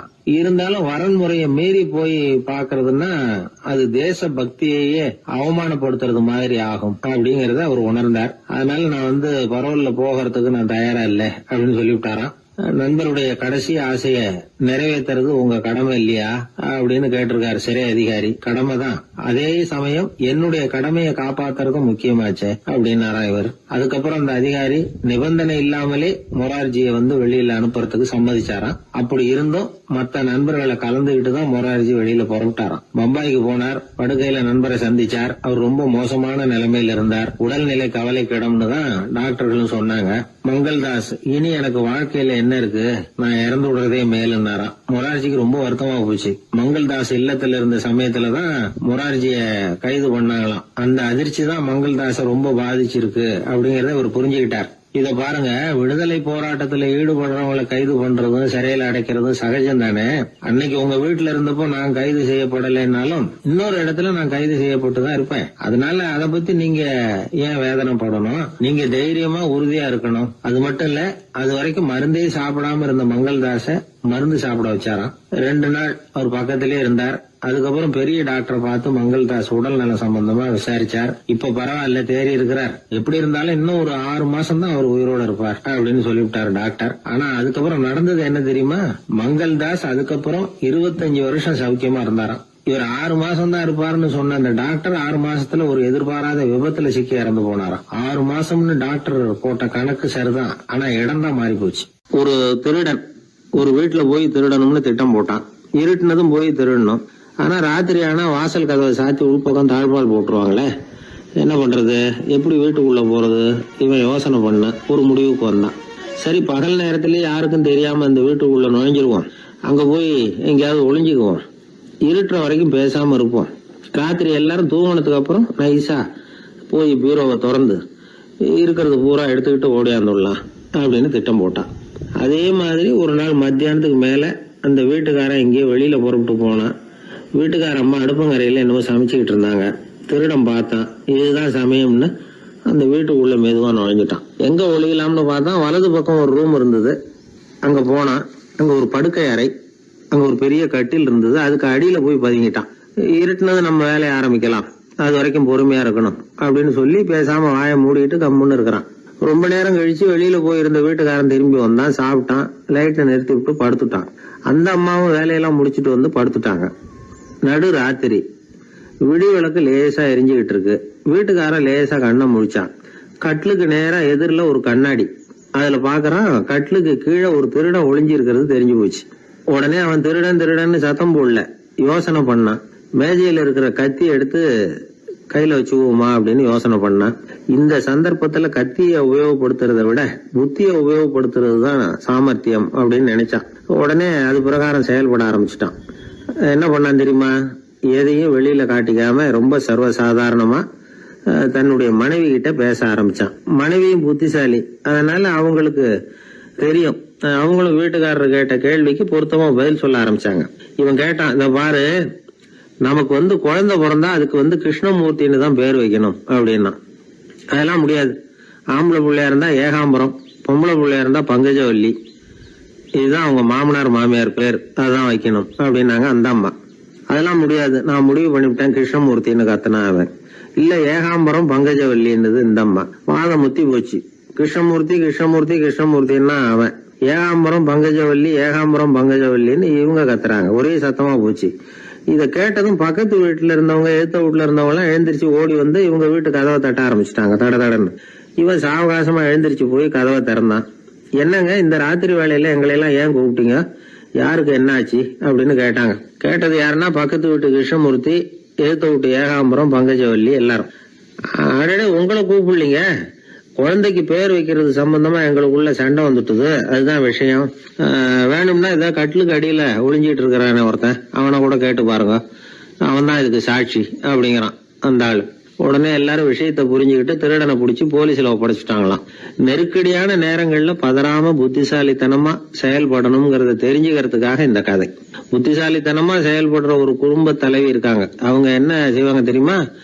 எல்லாரும் ராத்திரி ஆனா வீட்டை உள்பக்கமா பூட்டி விட்டு தானே படுப்பாங்க. ஆனா அந்த அம்மா என்ன பண்ணுவாங்கன்னா, வீட்டை வெளிப்பக்கமா ஒரு பூட்டு போட்டு பூட்டி விடுவாங்க. எழுத்த வீட்டுக்காரங்க கிட்ட சொல்லி தினமும் இப்படி பூட்டி விட சொல்றது பழக்கம். ஏங்க அப்படி செய்யறீங்க, திருடன் சுலபமா உள்ளே வந்துடக்கூடாதுங்கிறதுக்காகவா அப்படின்னு கேட்டாங்க. இல்லைங்க, சுலபமா வெளியில போயிடக்கூடாதுங்கிறதுக்காக அப்படின்னாங்க. என்னங்க சொல்றீங்க அப்படின்னு கேட்டாங்க. ஆமாங்க, இவருக்கு அந்த பழக்கம் உண்டு அப்படின்னு தன்னுடைய வீட்டுக்காரரை காட்டினாங்க. பக்கத்து வீடுகள் பத்திரமா இருக்கணுங்கிறதுக்காக தன்னுடைய வீட்டை பூட்டி வைக்கிறது ஒரு பெரிய விஷயம் தானே. ஒரு வயதான குரு சாய்வு நாற்காலியில உட்கார்ந்திருந்தார். ஒரு ஆள் அவரை தேடிட்டு வந்தான். வந்து அவர் முன்னாடி நின்னான். ஐயா, நான் உங்களுக்கு சீடனா ஆயிடலாம்னு நினைக்கிறேன் அப்படின்னா. அந்த குரு நிமிந்து பார்த்தார். இத பாருப்பா, அது அவ்வளவு சுலபமான வேலை இல்ல. அப்படியா சொல்றீங்க அப்படின்னா. ஆமா, நீ ஒரு சீடனா ஆகணும்னா உன்னுடைய அகங்காரத்தை எல்லாம் விட்டுடணும், தியானத்துல முழுமையா ஈடுபடணும், இது மாதிரி இன்னும் பல காரியங்களை ஒழுங்கா செய்யணும், ஒரு ஈடுபாட்டோட செய்யணும். அது மட்டும் இல்ல, இதெல்லாம் தொடர்ந்து நீண்ட நாட்களுக்கு செய்ய வேண்டியிருக்கும். அப்படி உன்னால முடியுமா அப்படின்னார். வந்தவன் யோசிக்க ஆரம்பிச்சான். சீடனாகிறதுலேயே இவ்வளவு சிரமம் இருக்குங்கிறது அவனுக்கு தெரியாது. யோசிச்சுக்கிட்டே அந்த குருவை பார்த்தான். அவர் சாய்வு நாற்காலியில இருந்த நிலைமைய பார்த்தான். சரிங்க சுவாமி, சீடனாகிறது இவ்வளவு கஷ்டம்னா அது வேணாம், அதுக்கு பதிலா உங்களை மாதிரி ஒரு குருவா ஆயிடுறேனே அப்படின்னா. குரு சிரிச்சார். நீ சொல்றது சரிதான், குருவாகிறது சுலபமான வேலைதான் அப்படின்னார். இதை கேட்டதும் அந்த ஆளுக்கு ஏகப்பட்ட சந்தோஷம். கஷ்டப்படாம குருவாயிடலாம் போல இருக்குதே அப்படின்னு கணக்கு போட்டான். பிறகு அந்த குரு சொன்னார், நீ குருவாயிட்டா பல சீடர்களுக்கு தலைவனா ஆகணும், அவங்கள வழி நடத்தி செல்லணும். அது கஷ்டமாச்சே. ஏன்னா பல பேர் கோவப்படுறவங்களா இருப்பாங்க, சில சமயம் சண்டை கூட போட்டுக்குவாங்க, சொல்றத கேட்க மாட்டாங்க, பணிவு இருக்காது. இப்படிப்பட்டவங்களை எல்லாம் சமாளிக்கிறதுங்கிறது ரொம்ப ஆபத்தான விஷயமாச்சேன்னார். என்ன சுவாமி, இப்ப கொஞ்ச நேரத்துக்கு முன்னாடி தானே சொன்னீங்க குருவாகிறது சுலபம்னு அப்படின்னா. ஆமா, அது சரிதான். இப்ப என்னையே பாரு, நான் எவ்வளவு ஓய்வா இருக்கிறேன். ஆனா ஒண்ணு, ஒருத்தன் பல சீடர்களை வழி நடத்தி செல்லணும், அல்லது ஒரு சீடன் ஆயிடணும். இப்படி ரெண்டுல ஒண்ணு ஆனாதான் நல்லது அப்படின்னாரு அவரு. அவன் இப்ப ரொம்ப குழம்பி போயிட்டான். ஏன்னா மாத்தி மாத்தி ஒவ்வொரு விதமா சொல்றாருன்னு. சுவாமி, நீங்க சொல்றத பார்த்தா ரெண்டுமே கஷ்டமான காரியமா தான் தோணுது. என்ன முடிவு எடுக்கிறதுன்னு எனக்கு புரியல. அதனால உங்களுடைய அபிப்பிராயம் என்ன, அதை சொல்லுங்க அப்படின்னு கேட்டான். இப்ப அந்த குரு சொன்னார், நீ பல சீடர்களின் தொல்லைகளுக்கு ஆளாகிறத விட நீயே முதல்ல சீடனாகி தொல்லைப்படுறதுதான் சரியா இருக்கும். ஏன்னா அப்ப நீ உன்னுடைய பிரச்சனையை மட்டும்தான் கவனிக்க வேண்டியிருக்கும். குரு ஆயிட்டீன்னா பல பேருடைய பிரச்சனையில தலையிட வேண்டியிருக்கும் அப்படின்னார். ஒரு உண்மையான குருவுக்கும் சீடனுக்கும் உள்ள உறவுங்கிறது ரொம்ப பயன் கருதாத ஒரு அன்பு கலப்பு. ரெண்டு இயற்கையான முழுமை நெருங்கி ஒன்றோட ஒன்று கலக்கிறது. நீங்க கேள்வி கேட்டா எப்படி அது முழுமை இருக்க முடியும்? அதுல முழுமைங்கிறது ஒரு அமைதியான நிலை. இந்த காலத்து குரு சீடர்கள்லாம் வேற மாதிரி. ஒரு குரு தன் சீடன் கிட்ட சொன்னார், இந்த பாருப்பா, நீ இந்த உலகத்துல எதுக்கும் பிரயோஜனப்பட மாட்ட, பன்றி மேய்க்கிறது கூட லாய்க்கு இல்லை அப்படின்னார். அப்படின்னா ஒண்ணு செய்யறேன் அப்படின்னா சீடன். என்ன பண்ணுவேன்னு கேட்டிருக்காரு குரு. உங்களை மாதிரியே ஒரு குருவாயிடுறனே அப்படின்னானா அந்த சீடன். பத்திரிகையில வர்ற செய்திகளை கூட நகைச்சுவையா சொல்றது உண்டு. அதாவது அதை நேரடியா சொன்னா வானொலியில அனுமதிக்க மாட்டாங்க சில விஷயங்களை. அது சின்னாருக்கு கௌரவ குறைச்சல், அது வேடிக்கை கலந்து நகைச்சுவோடு சொல்லும் பொழுது அதை அனுமதிச்சிருவாங்க. அப்ப அந்த விசாரணை கமிஷன் அது இது நிறைய நடந்துகிட்டு இருந்தது. டெல்லியில இருந்து அமலாக்க பிரிவு அதிகாரிகள்லாம் வராங்க போறாங்கன்னு பத்திரிகையில அமர்க்கலப்பட்ட இடம். அந்த நேரம் நான் ஒரு ரேடியோவில் ஒரு செய்தியை தயார் பண்றோம். அப்ப என்ன பண்ணேன்னா, இது மாதிரி அந்த பத்திரிகை செய்தியை வச்சுக்கிட்டே ஒரு செய்தி சொன்னோம், இன்னொரு தகவல் சொல்லி. என்னன்னா, ஒருத்தன் தமிழ்நாட்டுல ஒரு ஆள், அவன் திடீர்னு கோடீஸ்வரன் ஆயிட்டான். நேற்று வரைக்கும் சாதாரணமா இருந்தாள், இன்னைக்கு கோடீஸ்வரன் ஆயிட்டான். டெல்லியில இருந்து 2 அதிகாரிகள் வராங்க, எப்படி அவன் பணம் சேர்த்தான்னு கண்டுபிடிக்கிறதுக்கு.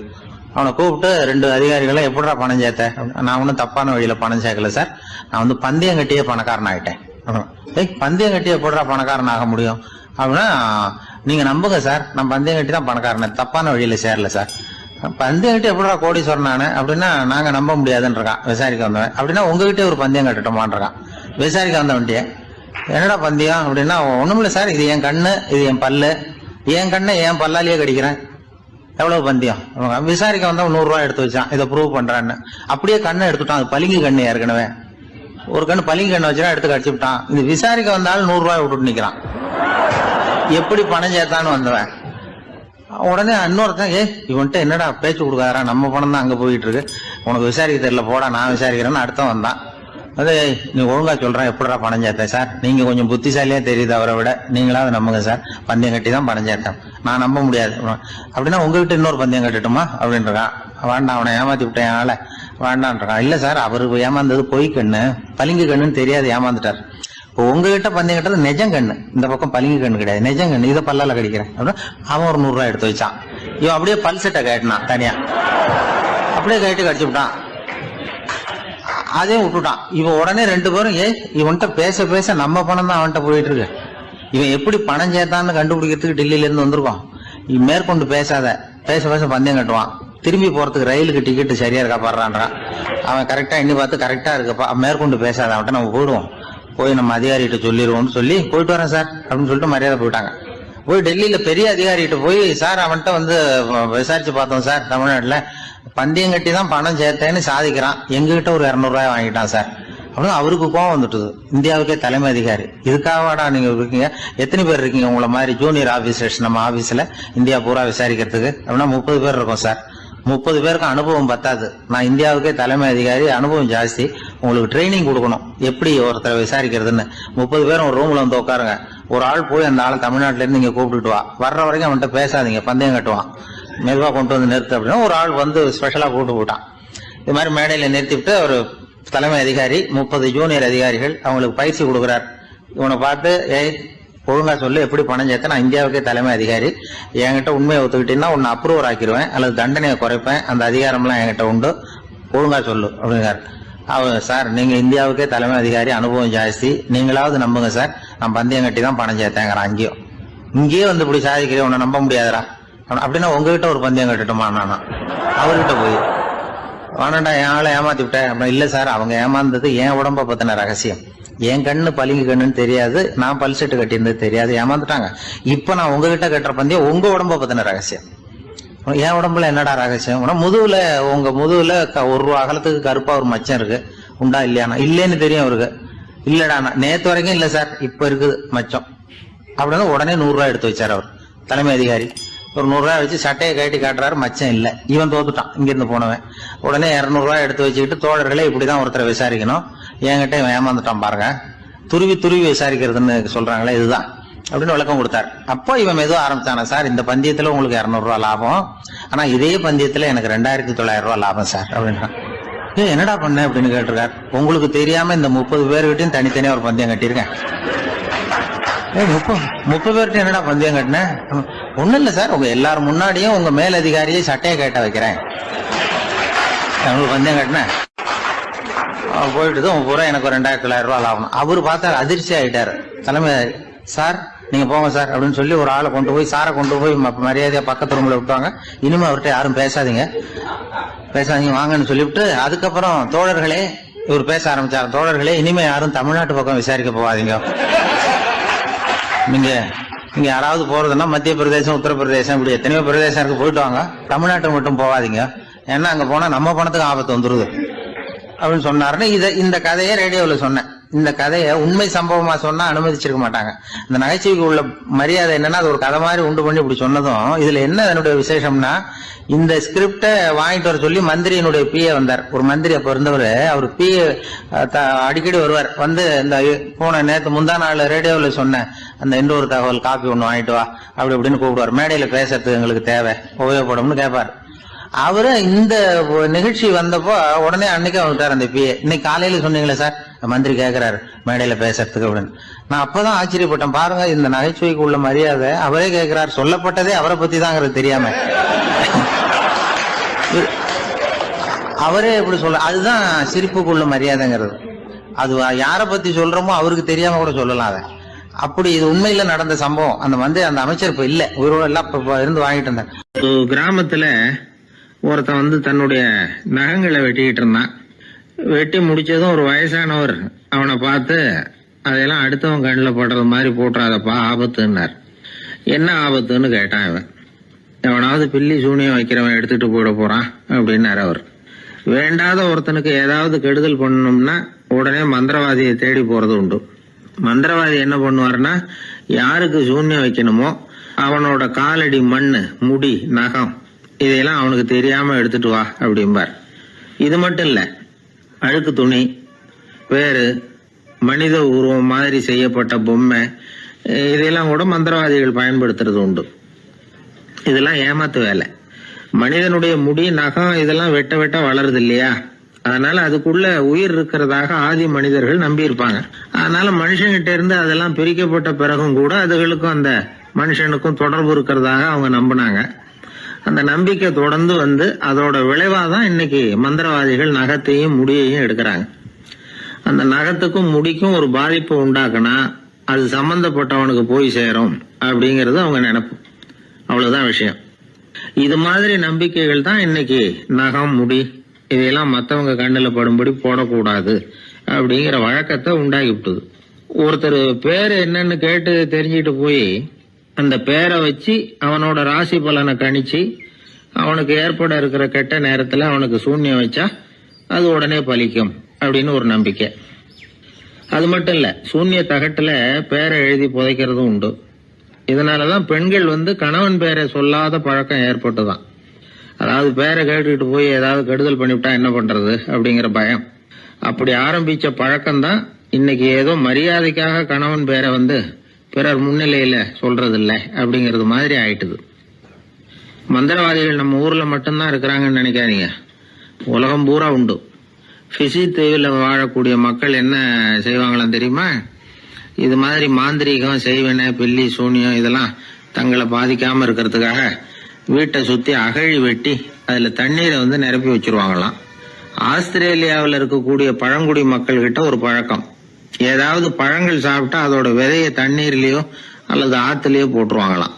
வெளியில போட்டுட்டா அதை எடுத்து செய்வினைக்கு பயன்படுத்திடுவாங்க அப்படிங்கிற பயம்.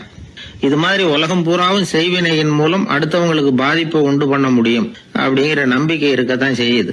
பொதுவா எல்லா ஊர்லயுமே நகம், முடி, காலடி மண்ணு, மனித உருவ பொம்மை இததான் மந்திரவாதிகள் பயன்படுத்துறாங்களாம். இந்த பில்லி, சூனியம், செய்வினை இதுல இருக்கிற உண்மை என்ன தெரியுமா? நகமோ முடியோ எதையும் செய்யறது இல்ல, சம்பந்தப்பட்டவனுக்கு ஏற்படுற பயம் இருக்கு பாருங்க, அதுதான் பாதிக்கும். இது மனநிலையை பொறுத்த விஷயம், வேற விஞ்ஞான ரீதியான பாதிப்பு இதுல எதுவும் கிடையாது. நம்ம ஊர்ல ஏற்பட்ட பகுத்தறிவு சிந்தனைகள், மூட நம்பிக்கைகளை எவ்வளவோ குறைச்சிருக்குது. இருந்தாலும் ஏமாந்து போறவங்க இன்னும் இருந்துகிட்டு தான் இருக்கிறாங்க. இந்த காலத்துல சின்ன குழந்தைகளை கூட ஏமாத்துறது கஷ்டம். ஒரு குழந்தை கேட்டுதான், ஏன்பா பிரார்த்தனை பண்ணுனா நமக்கு எல்லாம் கிடைக்குமா அப்படின்னு தான். ஓ கிடைக்குமே அப்படின்னாராம் அப்பா. நீ வச்சிருக்கிறிய பேனா அது கூட கிடைக்குமா அப்படின்னு கேட்டுதான் குழந்தை. ஓ கிடைக்கும் அப்படின்னாராம். அப்படின்னா நீ வச்சிருக்கிற பேனாவை என்கிட்ட கொடுத்துரு, அதுக்கப்புறம் நீ பிரார்த்தனை பண்ணி வேற ஒரு பேனாவை வாங்கிக்கோ அப்படின்னு தான் அந்த சின்ன குழந்தை. ஒரு ராஜா இருந்தார். அவர் ஒரு பெரிய கோயில் கட்டினார். பல ஊர்கள்ல இருந்து சிற்பிகள்லாம் கொண்டுகிட்டு வந்தார். அழகழகா சிற்பங்களை செய்ய சொன்னார். ஊர்ல உள்ள ஜனங்களும் கோயில் கட்டுறதுக்கு அவங்களால முடிஞ்ச உதவியை செஞ்சாங்க. ராத்திரி பகலா வேலை நடக்குது. கோயில் கொஞ்சம் கொஞ்சமா வசந்துகிட்டே வந்துட்டுது. அந்த ஊர்ல ஒரு வயசான அம்மா இருந்தாங்க, ரொம்ப ஏழை. அவங்களுக்கு மனசுக்குள்ள ஒரு உறுத்தல், இந்த ஊர்ல எல்லாரும் இந்த கோவில் கட்டுறதுக்கு அவங்களால முடிஞ்ச உதவியை பண்ணிட்டு இருக்கிறாங்க, நம்மளால ஒன்றும் பண்ண முடியலையே அப்படின்னு நினைச்சு கவலைப்பட்டாங்க. அவங்களுக்கு மனசு கேட்கல, ஏதாவது செய்யணும் நம்மளால முடிஞ்சது அப்படின்னு யோசனை பண்ணாங்க. நல்ல வெயில் நேரத்துல சிற்பிகள்லாம் ரொம்ப சிரமப்பட்டு சிலை வடிச்சுக்கிட்டு இருக்கிறாங்கல்ல, அவங்களுக்கு அந்த நேரம் தாகம் எடுக்குமே, அதனால சிரமப்பட்டு ஒரு குடத்துல தண்ணி எடுத்துக்கிட்டு அதை இடுப்புல வச்சுக்கிட்டு மெதுவா கொண்டுகிட்டு அங்க போறது அப்படின்னு முடிவு பண்ணிட்டு அந்த அம்மா போச்சு. அங்க போய் வேலை செய்யறவங்களுக்கு தாகம் எடுக்கிறப்போலாம் ஒரு கோவலையில தண்ணியை எடுத்து கொடுத்துக்கிட்டு இருக்கிறது. இப்படியே பண்ண ஆரம்பிச்சுட்டு அந்த அம்மா. ஏதோ அந்த அம்மாவால முடிஞ்ச ஒரு சின்ன உதவி அது. இப்படி கொஞ்சம் கொஞ்சமா வேலை நடந்தது. கோபுரம் வசந்தது, எல்லா வேலையும் முடிஞ்சது. இனிமே கடைசியா கற்ப கிரகத்தின் மேல விமானம் அமைக்க வேண்டியதுதான் பாக்கி. அந்த வேலையும் ஆரம்பமாச்சு. அந்த சிற்பிகள்லயே அனுபவசாலியான ஒருத்தர் இந்த அம்மாவை தேடிட்டு வந்தார். பாட்டி, உங்ககிட்ட இருக்கிற ஏதாவது ஒரு பொருளை கொடுங்க, அந்த விமானத்துல வைக்கலாம் அப்படின்னு நாங்க நினைக்கிறோம் அப்படின்னார். இந்த அம்மாவுக்கு ஒன்றும் புரியல. ஏதாவது இருந்தாவில கொடுக்கலாம், எதுவும் இல்லையே, என்ன பண்றது யோசனை பண்ணாங்க. இத பாருப்பா, என்கிட்ட என்ன இருக்கு, இந்த வாசப்படியில கிடக்குது, இந்த கல்லு தான் இருக்குது, வேணும்னா இத எடுத்துட்டு போங்க அப்படின்னாங்க. உடனே அந்த கல்லை பேத்து எடுத்துட்டு போயிட்டாங்க அவங்க. அங்க போய் பார்த்தா என்ன ஆச்சரியம், அந்த விமானத்து உச்சியில கலசங்களை அமைக்கிறதுக்கான பிரம்ம எந்திரத்தை மூடுற கருங்கல் ஒண்ணு தேவையா இருந்தது. இவங்க எடுத்துட்டு போன கல்லு அதுக்கு ரொம்ப பொருத்தமா அமைஞ்சு போச்சு. ஏதோ அதுக்காகவே அளவெடுத்து செஞ்சது மாதிரி அமைஞ்சுட்டுது. அந்த கல்லையே அங்க அப்படியே பதிச்சுட்டாங்க. ஒரு வழியா கோவிலை கட்டி முடிச்சாங்க. அடுத்தது கும்பாபிஷேகம், அதுவும் ரொம்ப சிறப்பா கோலாகலமா நடந்து முடிஞ்சது. இவ்வளவையும் பார்த்த அந்த ராஜாவுக்கு மனசுக்குள்ள ரொம்ப பெருமையா இருந்தது. இவ்வளவு பெருசா இந்த கோவில் உருவாகிறதுக்கும் இவ்வளவு சிறப்பா இந்த விழா நடக்கிறதுக்கும் நாம தானே காரணம் அப்படின்னு மனசுக்குள்ள நினைச்சுக்கிட்டார். இப்படி நினைச்சுக்கிட்டே அன்னைக்கு ராத்திரி அரண்மனையில படுத்து தூங்கினார். உடனே ஒரு கனவு. ஆண்டவனே அந்த ராஜாவோட கனவுல வந்தார். ராஜா ஆண்டவனை வணங்கினார். இறைவா, உங்களுக்காக நான் கட்டியிருக்கிற கோவில் எப்படி இருக்குது, நல்லா இருக்குதா அப்படின்னு கேட்டார் ராஜா. அதுக்கு இறைவன் சொன்ன பதில் என்ன தெரியுமா? நீ கட்டின கோவில்ல அந்த கிழவியோட நிழல்ல நான் சுகமா இருக்கிறேன் அப்படின்னாராம். இப்படி சொல்லிவிட்டு கடவுள் மறைஞ்சுட்டார். கனவு கலைஞ்சுது. ராஜா விசாரிச்சார், யார் அந்த கிழவி அப்படின்னு. எல்லாரும் விவரத்தை சொன்னாங்க. அப்பதான் ராஜா நினைச்சு பார்த்தார், இந்த கோவிலை நானே கட்டினதாக ரொம்ப பெருமைப்பட்டுக்கிட்டேன். ஆனா அந்த வயசான அம்மா வீட்டு வாசல்ல கிடந்த கல்லு அது இறைவனுக்கு சுகமான நிழல் கொடுக்கறதாக சொல்றாரு அப்படிங்கறத எண்ணி பார்த்தார். நான்கிற எண்ணம் நழுவி போயிட்டுதான். கோபுரம் எவ்வளவு பெருசுங்கிறது முக்கியம் இல்ல, குணம் எவ்வளவு பெருசுங்கிறது தான் முக்கியம். அந்த வயசான அம்மா நம்ம நாட்டுல வாழறது தான் நமக்கு உண்மையான பெருமை அப்படின்னு நினைச்சாராம் ராஜா. இந்த காலத்திலயும் ஒரு ஊர்ல ஒரு கோவில் கட்டினாங்க. எல்லா ஜனங்களும் அவங்களால முடிஞ்சதை செஞ்சாங்க. நம்மால ஒருத்தன் அந்த திருப்பணி குழு தலைவரை போய் பார்த்தான்.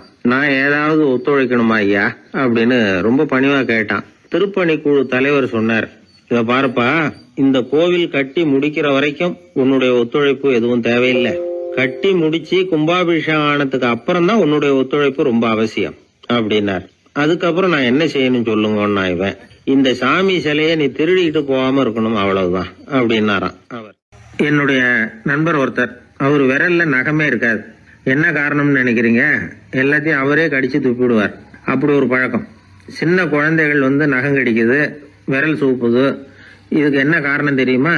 குழந்தைகள் மனசுல ஏற்படக்கூடிய ஒருவித பாதுகாப்பின்மை, இன்செக்யூரிட்டி, அல்லது தான் சரியா கவனிக்கப்படல அப்படிங்கிற எண்ணத்தோட வெளிப்பாடு தான் அது அப்படிங்கிறாங்க டாக்டர்கள். சில இடங்கள்ல 2வது குழந்தை பிறந்த உடனே பெரியவர்கள் கவனம் முதல் குழந்தைகிட்ட இருந்து கொஞ்சம் விலகி 2வது குழந்தைகிட்ட போயிடும். அந்த சமயத்துல முதல் குழந்தைக்கு இந்த பழக்கம் ஏற்படுறதுக்கு வாய்ப்பு உண்டாம். சில குடும்பங்கள்ல கணவன் மனைவி 2 பேருமே வேலைக்கு போறவங்களா இருப்பாங்க. குழந்தை ரொம்ப நேரத்துக்கு பெத்தவங்களை பிரிஞ்சு இருக்க வேண்டிய சூழ்நிலை இருக்கும். குழந்தை ஒரு பாதுகாப்பின்மையை உணர ஆரம்பிக்கும். இந்த பழக்கம் வந்துடும். அதனால ஒரு குழந்தைக்கு தான் ஒதுக்கப்படுறோம் அப்படிங்கிற நினைப்பு வராம பாத்துக்கணும். வளர்ந்த குழந்தைகளும் நகம் கடிக்கும். வயசானவங்க கிட்டையும் இந்த பழக்கம் இருக்கும். இது ஒரு மனச்சிதைவின் வெளிப்பாடு அப்படிங்கிறாங்க மனநல நிபுணர்கள். அம்மா அப்பா திட்டினாலும் சரி, அல்லது ஆசிரியர் திட்டினாலும் சரி, இந்த பழக்கம் வந்துடும். நாம தவறு பண்ணிட்டோம் அப்படிங்கிற நினைப்பு வர்ற சமயம் நகம் கடிக்க ஆரம்பிச்சிருவோம். ஏதோ ஒண்ணு அடையணும் அப்படின்னு நினைக்கிறோம், அதை அடைய முடியல. இப்படி ஒரு ஏக்கம் வர்ற சமயத்திலேயும் சில பேர் நகத்தை கடிக்க ஆரம்பிச்சிருவாங்க. ஒரு பெரிய அதிகாரி, தனியார் நிறுவனத்துல வேலை பார்க்கறவரு, அவரு டென்ஷனா ஆயிட்டாருன்னா உடனே அறைக்கு அதை சாத்தி விடுவாங்களாம். அவரே சாத்திக்குவாராம். அப்படி சாத்திக்கிட்டு உள்ள எதையாவது வெறிச்சு பார்த்துக்கிட்டே நகத்தை கடிக்க ஆரம்பிச்சிருவாராம். இந்த பழக்கம் உலகம் பூரா உண்டு. நகம் கடிக்கிறவங்களை அந்த பழக்கத்திலிருந்து மீட்கிறதுக்கு என்ன வழி அப்படின்னு லண்டன்ல உள்ள அழகியல் நிறுவன நிபுணர்கள் யோசனை பண்ணி பார்த்துருக்குறாங்க.